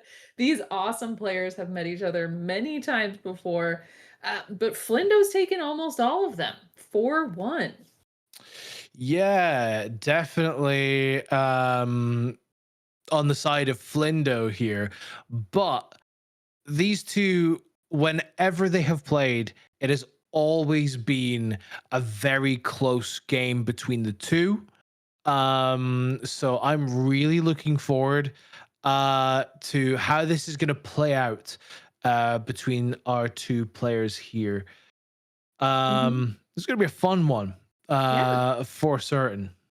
For sure. And these two players, they could not be closer in terms of the numbers. Right. Everything on paper, it's like their 8 to 11 average is like 8 seconds apart. Their best is 4 seconds apart. Their qualifying score is like 7 viruses apart. You know, their records are so similar.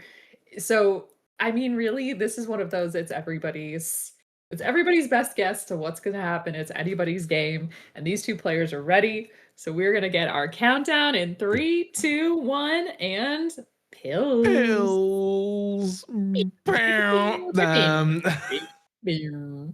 And our players are off to the races. And looking at these boards, I do kind of like the color diversity that Flindo currently has. And I say that, but yellows might become a little bit of a problem as of now. Yep. It's like right now it becomes a problem.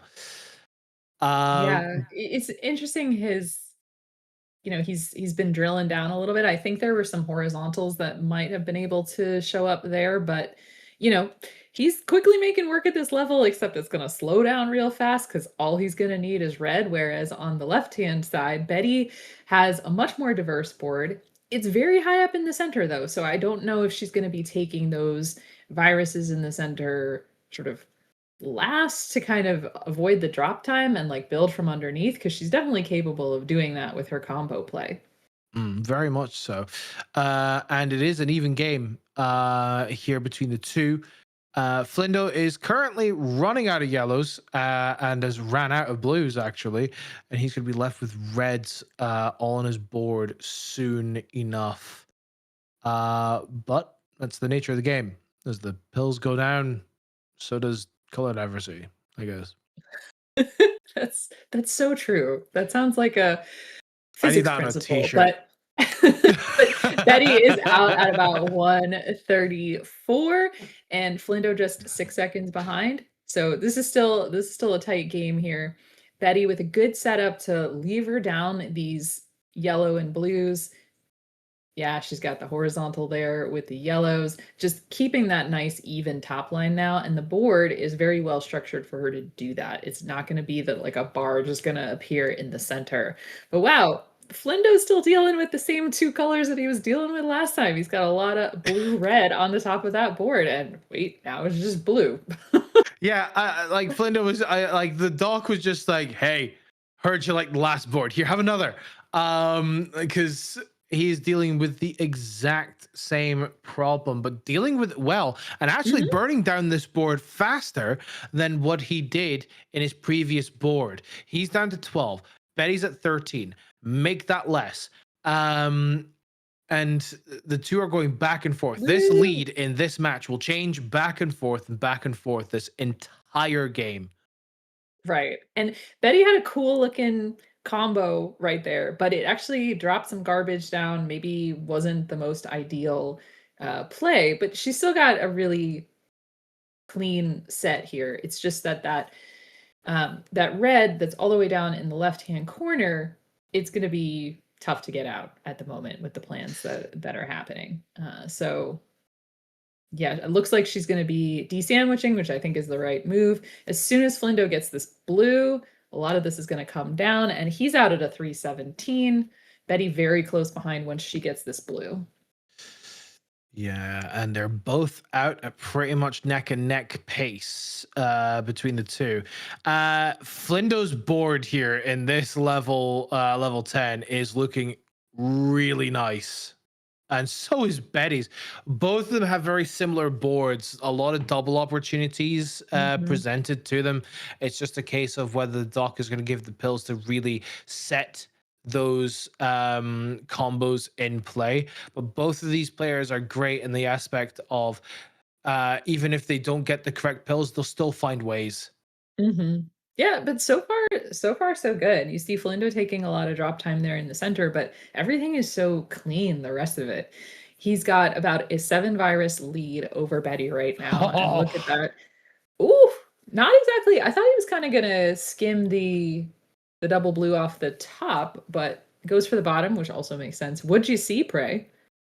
I saw an incredible drop combo thanks to a double blue that really helped Betty out. The problem is she's sort of becoming a little bit blue dependent, which is not something that we like to say is being blue dependent. But she's making it work down the board. Handful of viruses left. Flindo, however, is only needing 1 red pill half and will be out, and he gets it. He's out at sub 5 into his 11th and final level. And oh my God, Betty's about to follow pretty much the exact same time. It's incredible. And I actually prefer Betty's board more than Flindo here. So this one's going to be an interesting one between the two. Yeah, I think I was a little concerned about the beginning for Flindo, but he's brought it down. I think now he doesn't have access to yellow, it's only manufactured, but clearing off that horizontal at the top with those reds is going to bring down that blue you see in column 5 and start to open things up a little bit more. But even though Betty's very reliant on blue at the moment to get this board going, I think she's in a better position at the moment. There we go. Look at that. Nice drop into a double blue for Betty. That really levered down the board there. Yeah, Flindo is on the other side. Flindo is dependent on every color apart from pretty much red at this point in time because he doesn't have proper access. Because he doesn't have the access of like, you know, even if I get rid of this, it will still be able to have access. But those 2 pills that he's just about to clear out was not meant to be there. I could tell that from his reaction on his camera. Yeah. Meanwhile, on Betty's side, things look a little bit messy, but you know, she's in a slightly better position in that she's not going to have to take a ton of drop time for what she's doing, and she's not super reliant on the same color. As soon as red comes out, she's going to drop this horizontal and clear out all the yellows in the center. Look at it go. Here it is. Here it comes. Watch it on the side. Whoa! And clear out the blues in column 2. Yeah, but I now didn't we're even see that was going to happen. But now we're in a neck and neck race between the 2 here. We're down to 5, down to 3. And Flindo only needs blues to get out of this. Will manage to get 1. Does get the other one as well. It's going to be close. And it looks like it's going... Oh my! Oh my gosh. We are going to have to verify that tie, folks.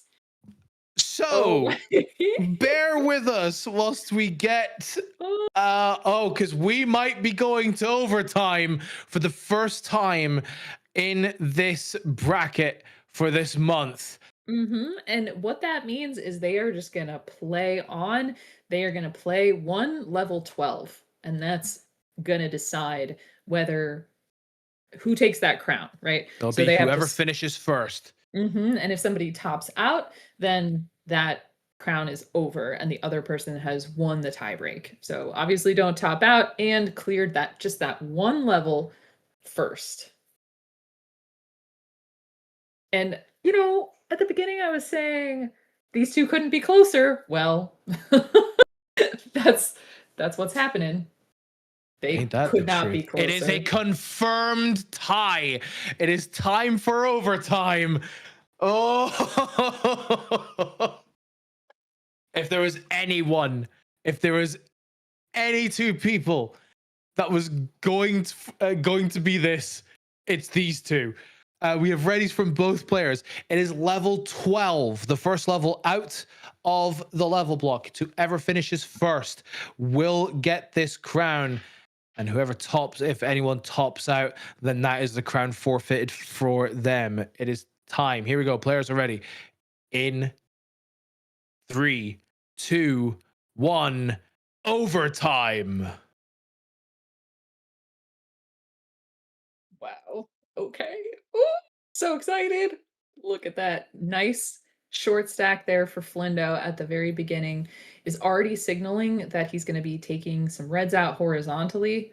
But there is that yellow there in column 8, so that sort of tripped him up a little bit, and I think he's going to be trying to rebuild that once again. So that a little bit tricky situation for Flindo right now, and there you go. He's brought down that center again, so that horizontal with the reds is going to get harder and harder to achieve. Yeah, but he's going to find ways to potentially do it. Because we know how Flindo is. He'll always attempt to find a way, and I think this is how he's going to do it. It is exactly how he's going to do it. I think he is. He'll just take it, bring it down. That keeps his board somewhat nice and clean. A little bit messy in the middle columns, but he will bring it down. It's 33 to 32 as Betty's burning the board down. Yeah, she slid that blue in there, and I'm not sure where that's going to go, but she's setting up a horizontal for the yellows in the bottom. I think there's lots of creative play to be done with these reds that she has. You notice she's got some horizontal opportunities, some vertical opportunities, and she can take many red viruses out at the same time, but she's just got to figure out like what's going to advance the long-term goal. And I think a red yellow here is going to go great to drop that down. So yeah, I think she's moving along in a very efficient way. Look at that L from Betty from underneath. That's fantastic. And she is down to 4 on this board. Will be able to horizontal out the blues at the bottom of the board. Is going to need one more red half, and she should be able to claim this, and will claim it. It is Betty B taking crown number 1 as Flindo is not happy. Yikes. Unleash the rage. Well, that could be good fuel for crown number 2. What do you think, Prey? Do you play well angry? I try not to play angry, but sometimes I can't help it. So we know that some of our players do play better when playing from behind. A key example of that, Packy. Packy plays incredible when he is behind for no reason whatsoever. Game 2 about to get underway as here comes the countdown. 3, 2, 1. Pills. You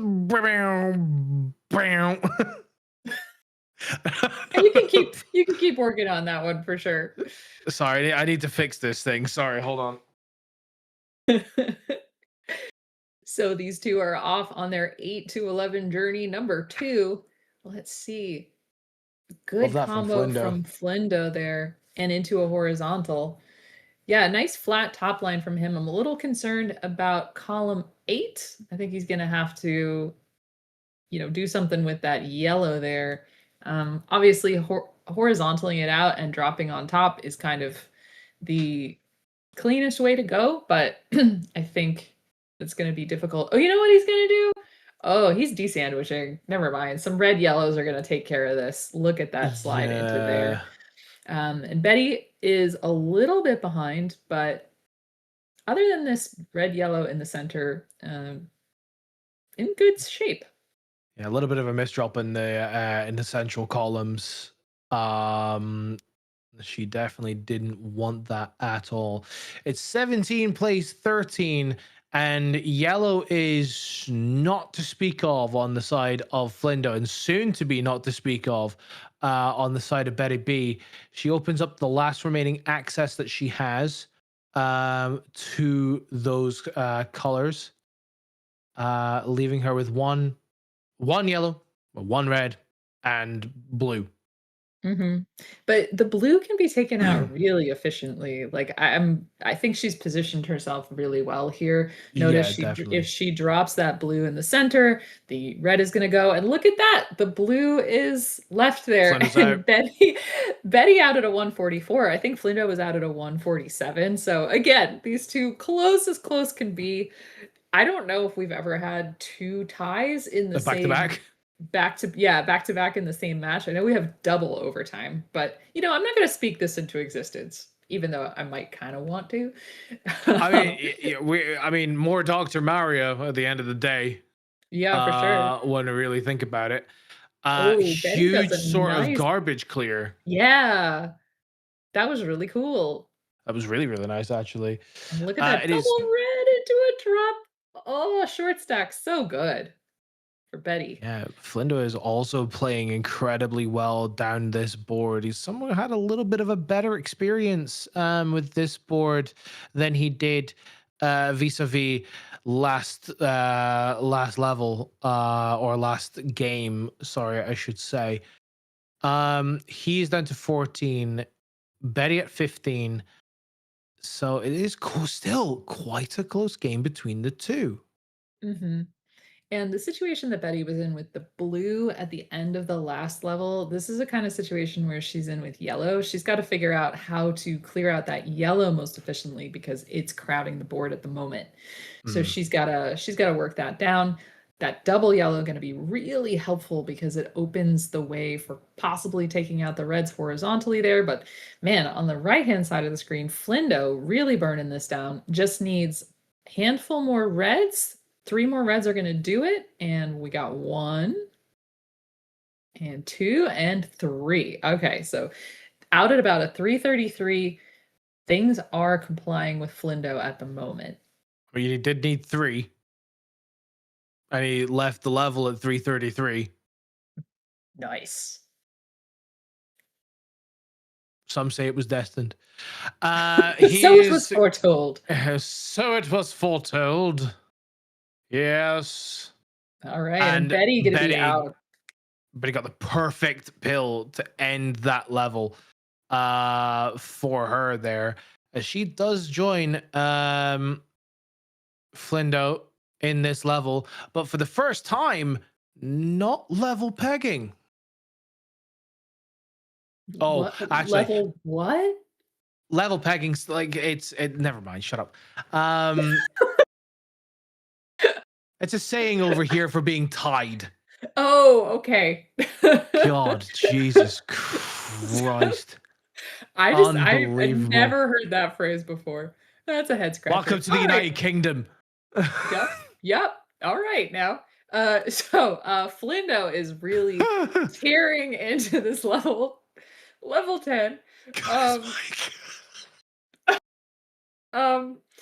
And he's gonna have to take some drop time or hope for a double blue there on the right to clear things out really as efficiently as he can. Look at this, setting up a fat log at the bottom. The double blue shows up. He's feeling it. Like this is a great position. Meanwhile, Betty has just a ton of red that she has to deal with. So let's hope it shows up for her. Ooh, I think she's trying to plan a drop horizontal for that blue. Flindo's okay? an 11. You okay, buddy? Yeah, I'm fine. Chat have determined that my mic should be cut, so I'll just be over here if you need.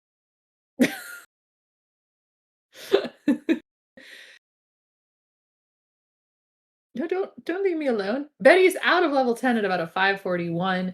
She is just about the same lag behind as she was in the previous level, so she hasn't lost any ground here. Things are looking good. I think she's going to be dropping down, clearing out a lot of yellow early on in this level. Flindo has kind of lost all access to blue, so blue is kind of not what he needs at this current point in time. So he really needs to regain that access. But the Doc is kind of not being too happy, not being too kind, as it were. That's a beautiful drop clear actually from Flindo as well, to really help him out. And another drop as well. He's playing this board to perfection, but it is getting very close. 20 plays 24, and Betty is going to be setting up a lot of like potential complex drop clears. That's a great garbage clear as well. Really good to get the garbage away. 11 plays 16 now. Timers are somewhat consistent between the two. Betty's brought this back up quite quickly. A lot of red needed for Flindo to get through here for him. And it's going to get really close here, Savage. I think like he did lose the opportunity to take that yellow at horizontal last second, which I would have liked to see, but it didn't matter anyway. He is so close to the end here. Just needs that red. Betty was suffering from kind of like a funnel shaped board, a little higher on the side, lower in the center, but those garbage clears were really good for that. Oh, Flindo building up a platform there, takes that red, and you know it could punish him, but he's out at a 741. So Betty is going to be past that. Time elapsed, Oh, we heard you like your deciders. You've had an overtime. You've had your fill. So you get an overtime and you get a decider in this quarterfinal. I'm here for it. I'm here for it as well. For sure.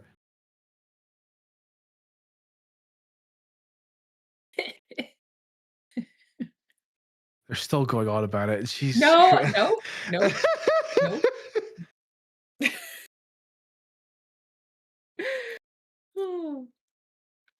Oh, we got Archer Lewis in the chat. We got another Brit in the chat to confirm. Okay, Archer, you've heard of the expression level pegging, right? Please tell me you have, for the love of God. Well, Betty is ready and Flindo is ready. They're all ready. Countdown coming. We're waiting with bated breath for this. 3, 2, 1, and Hills. He has. There you go. There you go. Nothing, Cat Pants. Just please, for the love of God, leave it. Good opening moves from Flindo. Betty drops down a little bit of garbage here, but this red is going to be taken care of as soon as a blue shows up. Nah, well, that wasn't what was needed at all. So we got some horizontal possibilities with the yellow here for Betty and a good drop double vertical. So she was a tiny bit messy at the beginning, but really cleared things out very quickly. And I think that's her versus pedigree coming into play. Like, you know, not concerned about a little bit of mess at the beginning. Great combo from Flindo there all the way down the side. Now, you know, it's tough. You want to be efficient prey, but you also get punished for being efficient because look at the lack of diversity on the board now. Yeah, for sure. Oh, that was a swim that blink and you miss it. The swim from Flindo there. That really was. I didn't even see this sort of nice little move. It was just bang. And he was through on that. 10 plays 9. In this level block. I see what Betty is setting up for. And I really, really want it to work out. Not quite. Close enough. Got the drop horizontal. Beautiful, anyway. Ideally, you'd have a setup where you could get both of those yellows at the same time and sort of take them horizontally, go between them. But, you know, it's going to work out. Flindo out at a 147. Betty's just going to have to wait around a little bit. Unfortunately, column 7 is yellow, which you wouldn't want to have. You know, you want to be able to have a different color there. Yeah. But she's gonna get it as soon as she gets a blue, and there we go. She's out at 2 minutes. Yeah, so a little bit behind the curve here going into level 9 as Flindo is burning this board down for certain. Yeah, he's about a 15 virus lead. But notice that right-hand side is kind of high up. It's going to take some drop time. It's going to take some finagling. And notice he just keeps clearing out the bottom of the board, which means, it's great. As soon as you get to be an advanced level player, you're seeing levels below the top on the board. But that means that only the top is left and things are going to fall a little bit farther. Everything is a quarter second, every row that it gets dropped. So that's going to be a little bit tough for him. Meanwhile, Betty working with this group of blues in the center. She's got to navigate that. What do you think? Yeah, and obviously she knows the way she wants to take them all down. But I looked at that and I was just like, oh, is this how I want to do this? But Betty's better than me. So what she says, I'm completely okay with. Flindo is out into 10, by the way. Betty's gonna have a little bit of trouble here with column 7 and 8. If the blue comes down, she's in good shape. There it goes. It's all gonna happen now, and good. She's out at a 342. But Flindo, like we were talking about, he's playing angry from that tie break. So he is a man possessed. A double. Oh, never mind. He's just going to take it regardless. He decided to just take the better part of Valor and not wait for it. Which is a completely valid strat. 25 plays 39 in this level 10 between the two. Wouldn't it be great if this went to overtime? Well, yes. Okay. The short answer is yes. At least we're on the same wavelength we are on that the same one. Wavelength. My wavelengths are completely gone right now. You know it, buddy. Oh my God! Look at Flindo. Flindo is setting up for something massive here, and I really want him to pull it off, but he takes it a little bit one pill too late, or too early. Sorry. Time. But no, it was really good. It was really great. It was a fantastic play. If he had just waited just that one pill longer, he would have had a double blue to set him up perfectly for the other blue that was in play for him there. He's down to 9 off of that incredible play, and he is cruising. But Betty has really closed up this lead that Flindo had. She came in and she was about 15 viruses back. Now she's only about 6 back. So going into level 11, that is hardly anything. So the shapes that she's got right now are not super tough to take care of quickly. So notice she's going to drop down that blue. Yep. She's going to drop down the blue. The red's going to fall in column 7. It's going to be flat for no drop time, but she goes the other way. She takes a tiny bit of drop time. And she just needs one more red. Oh, go. Okay. See, now she's got to do a little bit of the moving around. Okay. Meanwhile, while all this is happening, Flindo is making some incredible plays on this level 11. The board is set up perfectly via the RNG to give him a board that is just beautiful in terms of all kinds and manners of doubles that he could ever want or need. He's gone from 40 something down to 17 in the matter of seconds because of it. However, he needs a lot of blue yellows right now to really solidify this, because this is and another swim from him. Yeah, very nicely done. Play angry, chat. That's the moral of the story here, is play angry. But Betty is somewhat catching up. Yeah, Flindo did have a little bit of a miscalculation there. You notice there's that red piece of garbage there in column 6. And it doesn't matter. It doesn't matter. He created it. anyway, and he's out at a 6:59. He wanted that so badly, and timers eclipsed.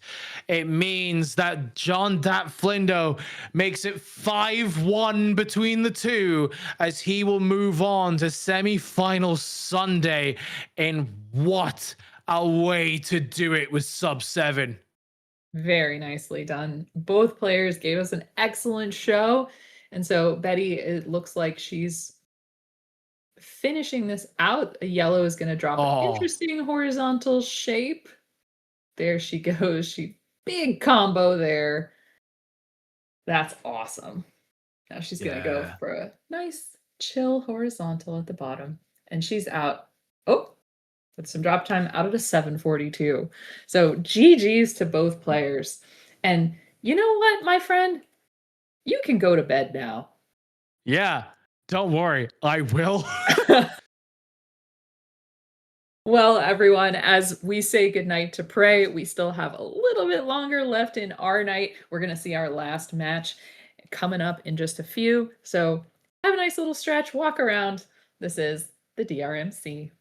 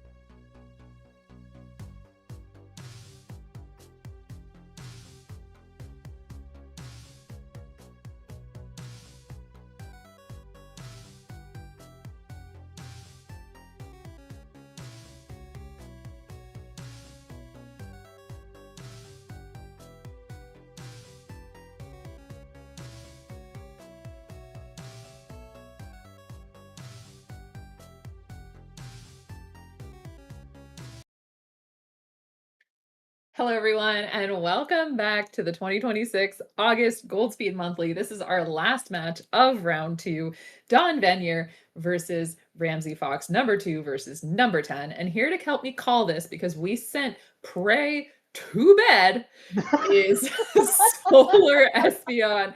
Espe, great playing earlier. What do you think about this match? Oh goodness. Well, first of all, thank you. This match, I'm expecting this to be very exciting. Dawn, really both these players have plenty of experience in this level block, know how to get themselves out of sticky situations because we saw it from both of them earlier. It's going to be a fitting match to cap off the night for sure. Mm-hmm.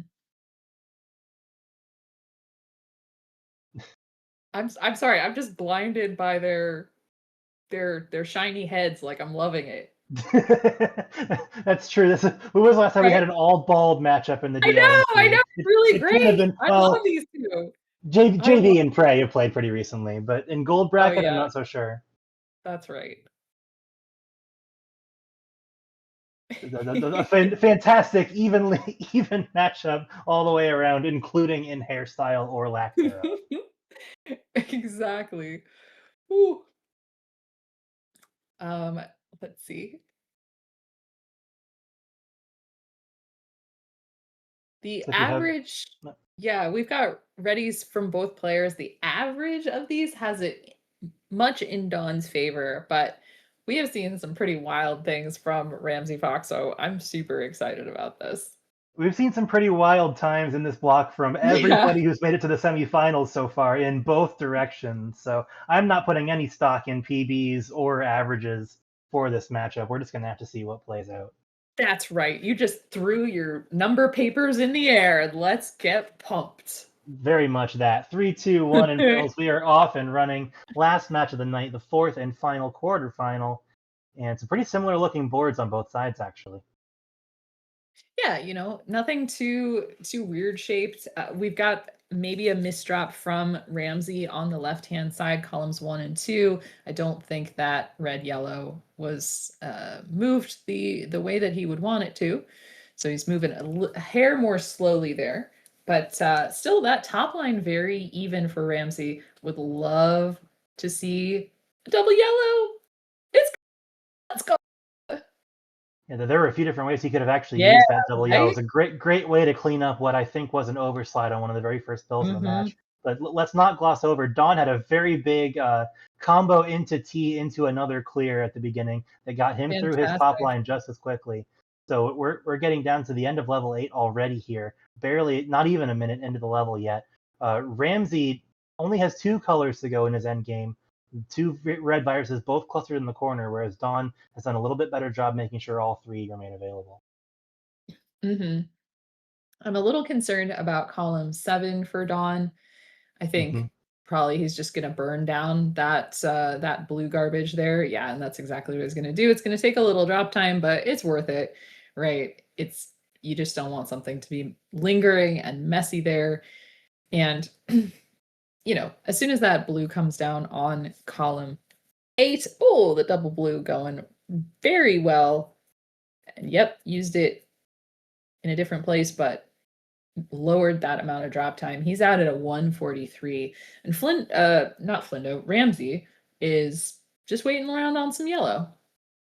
Yeah, Ramsey has had a constellation of yellow viruses around his board for close to a minute now, and is not exactly getting the tools he needs to get out of this level with them. Here, now he's just 1 virus away, 3 yellow pill halves, there's 1.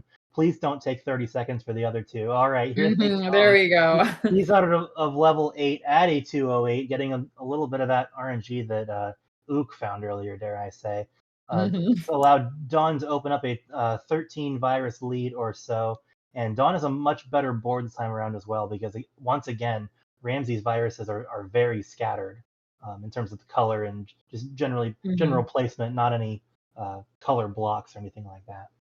Yeah, early in this level, Dawn had some really great sort of horizontal scoots, like several layers down from the top. It was just very efficient and created a good situation further down the board. Look at that. Dawn is just already ready. dropped for that yellow combo there. So that was outstanding. And notice again, he's set up for another horizontal with red yellow. This is all going to work out well. And one of the things that you always want to build is you want to build options. So he had horizontal options going, he had vertical options, and he's out of the 312. Yeah, the build that I was seeing for that end game for Dawn absolutely would have gotten messed up by that double red rush he got at the end. He was able to avoid getting log jammed by that and continues to build up his lead. Ramsey, 10 viruses to go. Oh, another huge combo from Dawn. He just doesn't stop. It's just the way he plays. It's so fun to Sideways watch. T though from Ramsey. That was really great. That was super efficient. Yeah, Ramsey holding his own with the combos here. It's fireworks going back and forth. Dawn with a little bit of a lead. Both players getting flashy. Ramsey needs 2 red halves to get out of this level 9, and he will do that at a 3:49. Pretty good pace for him so far. But the lead has extended past 20 viruses as Dawn is now more than halfway through level 10. We saw Dawn thinking about what to do a little bit, slowing down. I got a little bit of flack for saying slowing down a hair. That was not intentional. But look at this drop in vertical into a horizontal and leaving those sort of that horizontal with the red open. We've got a T. Yeah, this is going to go really well for Dawn there at the end. And Ramsey is going to be working really hard on playing red the most efficiently as he can. And Dawn's stacking together more and more of these combos in the end game, even when they're, in my opinion, not entirely necessary. It still looks cool. Right. Yeah. 10 viruses to go. If he pops this red horizontal somehow, almost all of them will be gone at once. But he has a couple stoppers in the way, plugging that up for the time being. Ramsey getting back into this just a little bit. Oh, it's happening. It's happening. Here we go. Boom. All of those at once. Just barely not enough to be a game crash risk. Ramsey is still working on a lot of red the whole way down his board, but has setups for some of it. I like the horizontal doubles that are now available at the very bottom. He brought this back to about 15 viruses when it was closer to 25. So this crown's still definitely not a foregone conclusion. Right. And honestly, like, even though there's a lack of diversity, at least for Ramsey, there isn't like a terrible board shape. You know what I'm saying? Like, things are open. He's left himself space that he can play things, and he's not going to get log jammed, as you said earlier. Great pun on the fat log. Yeah, so look at that. Yeah, everything's open. This looks really great for Ramsey, so it's going to be smooth sailing as long as he gets those reds. But Dawn just churning through this level 11. And not only were things open for Ramsey, but they were open in a way that he had almost no drop time. I think he took 2 rows of drop time in all of those last 12 or 15 viruses. But as you said, Dawn, foot on the gas here, doesn't want to go down 1 crown to nothing. It's almost a 30 virus lead at this point. Ramsey getting red that he can't really use, trying to put some fancy setups together. It's really just not working out for him at the top of his board. I like the shape of it the rest of the way down, but he needs to be given a way to use red, and that has not happened so far. Yeah, he's just trying to fight this board. He's just trying to go down with it as quickly as he possibly can. But that is a great cross to work on that garbage for Ramsey. But, look at this T there for Dawn at the bottom of the board, just looking really good. Now, the right-hand side, you got column 7 and 8 are both yellow. So you're looking for, I was about to say looking for that double yellow. It shows up, but now pretty straightforward. That double red, super helpful for him. So he's going to be out as soon as he gets 3 blues. And needing 2 more, they're not really coming. It's not. There I don't we think it's gonna be go. enough to get Ramsey. There we go. 7-19, finally out of level 11. Takes the first crown, goes up 1-0, and is halfway to appearing in our Championship Sunday stream tomorrow. Woo! Let's go. Yeah, you see Ramsey shaking his head. That level 11, he was fighting it from the very beginning. Just, it's one of those ones where sometimes when you don't get the first couple pills that you want, you can still navigate around it. And I think that one, it was just pretty tough for him. Yeah, he knows, and we both know that times better than that are possible from him. He Oh, wants us to remember. He absolutely. wants us to remember that he was fighting 8, 9, and 10. Not as much, but also true. The instant ready in the chat. He wants a short memory. He wants to put this behind him and is ready to send us to way too many if decider of the night. Quite honestly.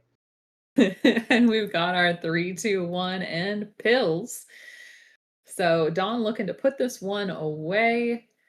But Ramsey with a slightly flatter top line. A lot of blue though on the top there. These are both really, really interesting boards. I would like to play both of them myself, in all honesty. Very similar blocks the whole way down, doubles at the top. Both a little bit left biased. Ramsey's maybe a little less so. But some great work through the very beginning of these levels to break through that top line for sure. Mm-hmm. And for Ramsey, that blue-red was kind of the first time he couldn't actually use a pill in sort of, you could tell, the ideal way that he wanted to. So that was working really well for him. Like he was vibing with this board. And yeah, I think this board is these are really interesting to play, and both players are so close. In fact, Ramsey has a tiny bit of a lead right now.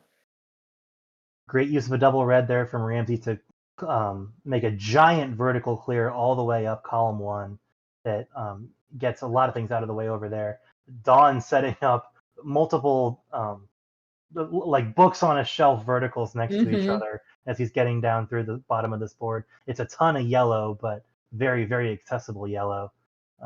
He'll take some of that there with the horizontal, and both these players are basically done with their boards. Ramsey needs a couple yellows so he can get a red check out. Dawn also now needs some couple yellows to get a red check out. And they're going to be almost tied going into level 9. Oh, fact, they are almost exactly tied. They are tied. 135 on both sides, and on your screens, almost no timer difference either. That's fantastic. You can see Dawn trying to get the blue horizontal here. I'm seeing the gears turning for him, trying to figure out how to get that. And now he does have that, but he wants more. Yeah, there were a couple points in that sequence where it looked like he wanted a very specific piece, wasn't getting it, right. and then as soon as he stopped selling out, he got it and needed a different specific piece. Right. It looks like he's mostly through that setup now. I could tell there were some pretty big combos in store. But it means he's not laying on the pressure quite as strong as he did in Crown 1, and Ramsey is keeping it literally a tie game. Yeah, and he's got a big horizontal there with the yellows through the center of the board. That was looking really good. And I wonder if he's signaling a horizontal for the blues in like row 5. Curious to see what happens there. Double blue would take it out, but some other little maneuverings could as well. Yeah, it looks like he is setting that up, and he's gonna get it. So yeah, this board is gonna clean out really, really quickly for Ramsey. Ooh, but I think Dawn's setting up for an L. Yeah, with the blues. Yeah, lots of good setups here. Ramsey seeing the double red in his next box, not covering up that column 4 red at the last moment. He's out of level 10 first. We're halfway through this level block. That was about 315. Dawn now has 1 high to reach blue virus in column 5. Needs the 3 red halves for that. He'll get the last 2 at once, 326.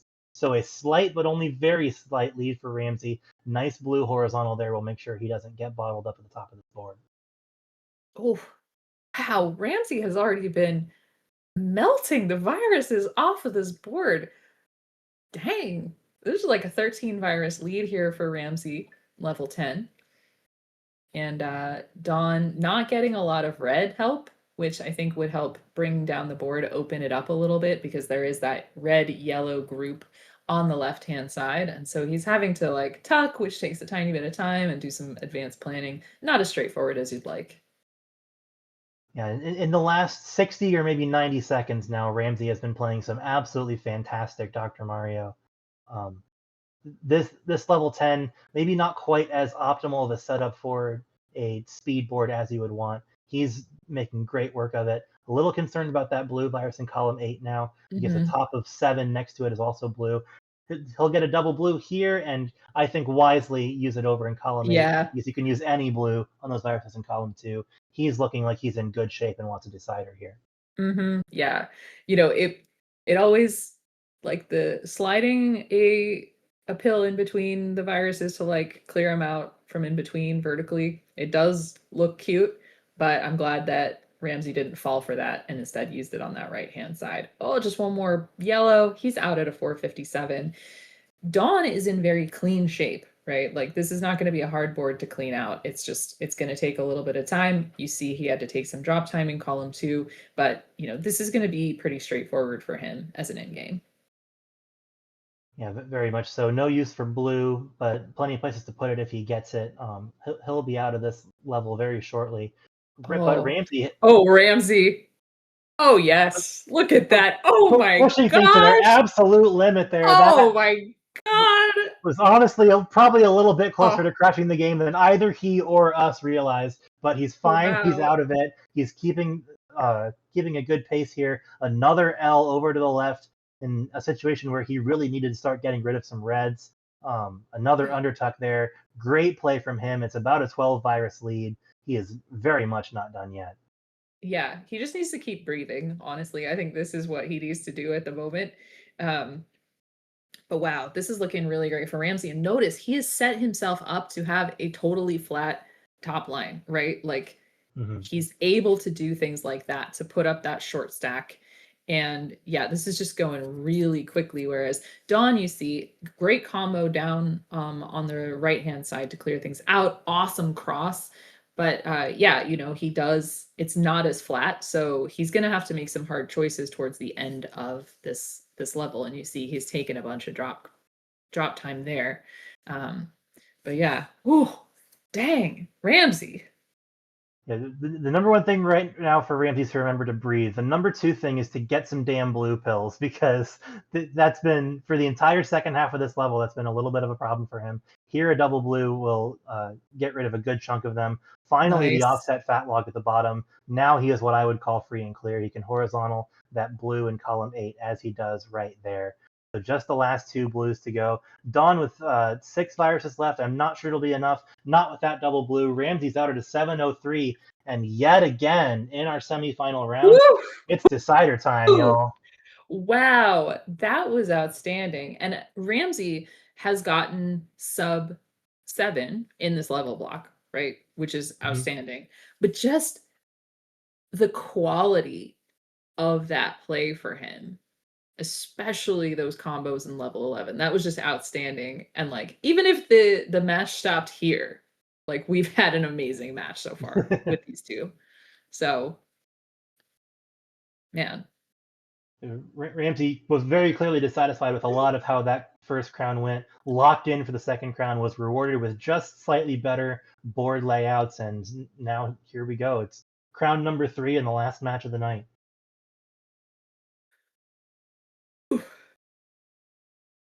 So exciting. Yeah, folks, we have been on for over 4 hours tonight. A, let's give it up for thee, Dave. B, yes, of course. I mean, the play is just still keeping us on the edge of our seats. Like, it's just so good. Ugh. And we're starting off again. Beautiful double red for Ramsey there. It's really nice when you start that off, but now doesn't need any yellow at all. You can't get to it. It's tucked below. It's still kind of hard to get to. So he's kind of stuck there. But Dawn, interestingly enough, wow, the right-hand side of his board totally gone. Yeah, very impressive from all of our players that as we get to 9:30 on the East Coast or 3 a.m. in Scotland, the quality of play really not decreasing at all. Everyone bringing their best to this match. Ramsey needing more blue than he would like, I think. That has let Dawn jump out to a little bit of a lead. Dawn's also broken into the bottom of his board, whereas Ramsey is dealing a lot with the edges, although that was a great combo there that got rid of a huge chunk of columns 1 and 2. Yeah. And, Dawn just needs blue and yellow, and not even that much of that. But notice, like, he did a lot of good work just setting up this end game really well. No drop time, what to speak of at the end here. He's out at a 112 for level 8. That is fantastic. Look at that cross from Ramsey. Nice job, though. Yeah, Ramsey definitely doing the right things to stay in this match. Just not quite as clean of a solution possible for him in this level 8 so far. He has 13 viruses to go. I think he's spotting some nice setups here and isn't immediately getting what he wants for them. That's a nice drop horizontal, but you would have liked to take the other yellow virus in column 5 as well with a move like that. He's down to 7 to go, and it's really piecemeal work for him. No big flashy combos like we were able to see in crown number 2. Mm-hmm. On Dawn's side, there was a little head shake from him because there was a moment where maybe he was thinking about taking that blue that was just in column 1 horizontally and drop down some things in a way that was going to make that not really possible without a big struggle. But now he's through that. He still needs a lot of blue, but the board's still set up very nicely. And Ramsey finally getting out of level 8 at 217.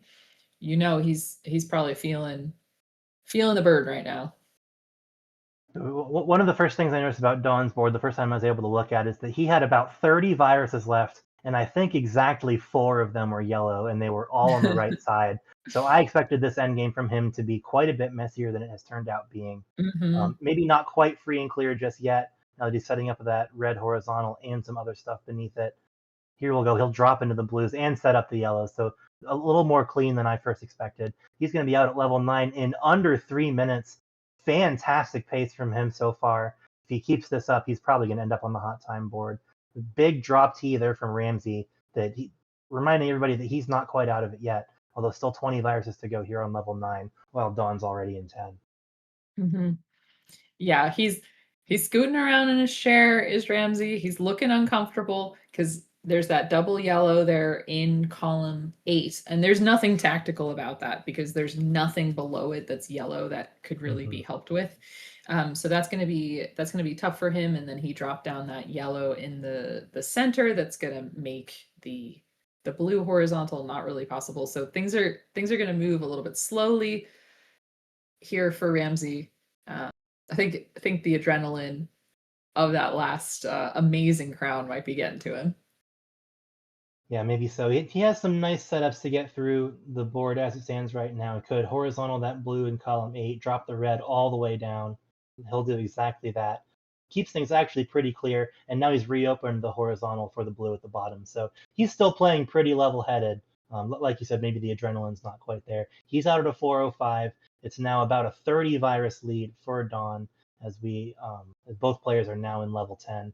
Dawn working entirely in the bottom right corner of his board, and some nice layered setups from him right now. Mm-hmm. Yeah, they all rely on these horizontals just coming down gradually. He took a little bit of drop time to take that one down, but it was absolutely the right call there. So notice another horizontal, taking that down into another horizontal, and then this board is very friendly to work with. Even though columns 7 and 8 are both red, there's a way to take them both out nice and vertically. Very little drop time, only 1 row. So yeah, this is smooth sailing for Dawn here. And Inflox mentioning in the chat, and I agree that Dawn has been very precise this game. Mm-hmm. Knows exactly what he wants to do, has done a very good job getting to exactly that setup for himself. But he understands how he plays better than I think anyone else in the DRMC does. Very much a unique style from him. It's working out well in this crown. Mm-hmm. He's in his final level of this level block. Going to take a drop horizontal there, set up for another one. If he can get some reds, there they are. This looks like a great board the whole way down. Dare I say it's going to be pretty hard for Ramsey to catch back up here. Yeah, this just looks so great for Dawn. I mean, that sounded so inarticulate, but there we go. Look at that. He gets all that blue off the board really nicely and just clearing it out. Now, this yellow blue is kind of the only awkward thing he's gotten in a little bit, but still just like looking very good. That surgical precision. And yeah, I think there's going to be some cool stuff that happens with the reds there on the left-hand side of the board. And finally, Ramsey out of level 10. So he's about 36 viruses behind. A bit of insult to injury there, as Ramsey did get yellow droughted for quite a while when that was the only thing left for him to do in that level 10. Dawn is looking to close this out here. Can take both those blue viruses together. He's going to do it in a combo after clearing the red, just for a little bit of extra swag. One red half will finish the level for him. He's out at a 6:25, second fastest time we've seen in the block tonight, I think. And definitely something that is worthy of moving on to our championship Sunday. Yeah, and that's an outstanding time, and it's very close to Dawn's PB. I think it's 5 seconds off. So, yeah, it's objectively a great time, and it's a great time for him. And yeah, he was so in control of that game. So yeah, really great work from both players. That was that was outstanding. So GG's to both. GG's to everyone who has played tonight. We are going to be seeing tomorrow. We're going to be seeing Influx. We're going to be seeing Espy, who's right here with me. We're going to be seeing John Dat Flindo and Dawn facing it off in semifinal and final Sunday. So we are excited. Very much looking forward to that. And that'll be at the same time as tonight started, 5 p.m. Eastern, 2 p.m. Pacific, tomorrow, right here on the DRMC, the last 3 matches of the August Gold Speed Tournament. And we've got lots of versus action coming up soon. Next weekend, we have our first international regional. We've had international players all along, but we're having our first regional on foreign soil. That is Toronto, Ontario, Canada. That's going to be run by Leviticus 00. So that's going to be outstanding. And then a couple weeks later, in Hartford, Connecticut, the Nutmeg State, we are going to be having our Connecticut regional. That is going to be at Retro World Expo. So very, very exciting stuff there. And you're going to see a lot of familiar faces. And on at the Hartford Regional, we're going to be teaming up with our friends from the Tetris community. They're going to be there too. So we're probably going to see some Tetris crossover. Maybe a couple people trying to incorporate rolling into their strategy. Who knows? I have seen it before. And those 2 regionals will be the last 2 of the year before our DRMC championships in Cincinnati, Ohio at Arcade Legacy. Now with a new date, back a week from the original announcement, November 13th through the 15th. If you'd like any more information about that or any upcoming events of the DRMC, join our Discord with !Discord in chat, or I assume there's something under the stream as well. Yeah, you said it. Well, oh my gosh, I'm feeling like prey right now. On behalf of everyone here at the DRMC, thank you to all the players. Thank you to our restreamer, The Dave, the other commentators. And of course, thank you all for watching. We couldn't do it without you. Come back tomorrow. Come hang out in the Discord. Come hang out on Twitch. We can't wait to see you. And until we see you again, take your vitamins.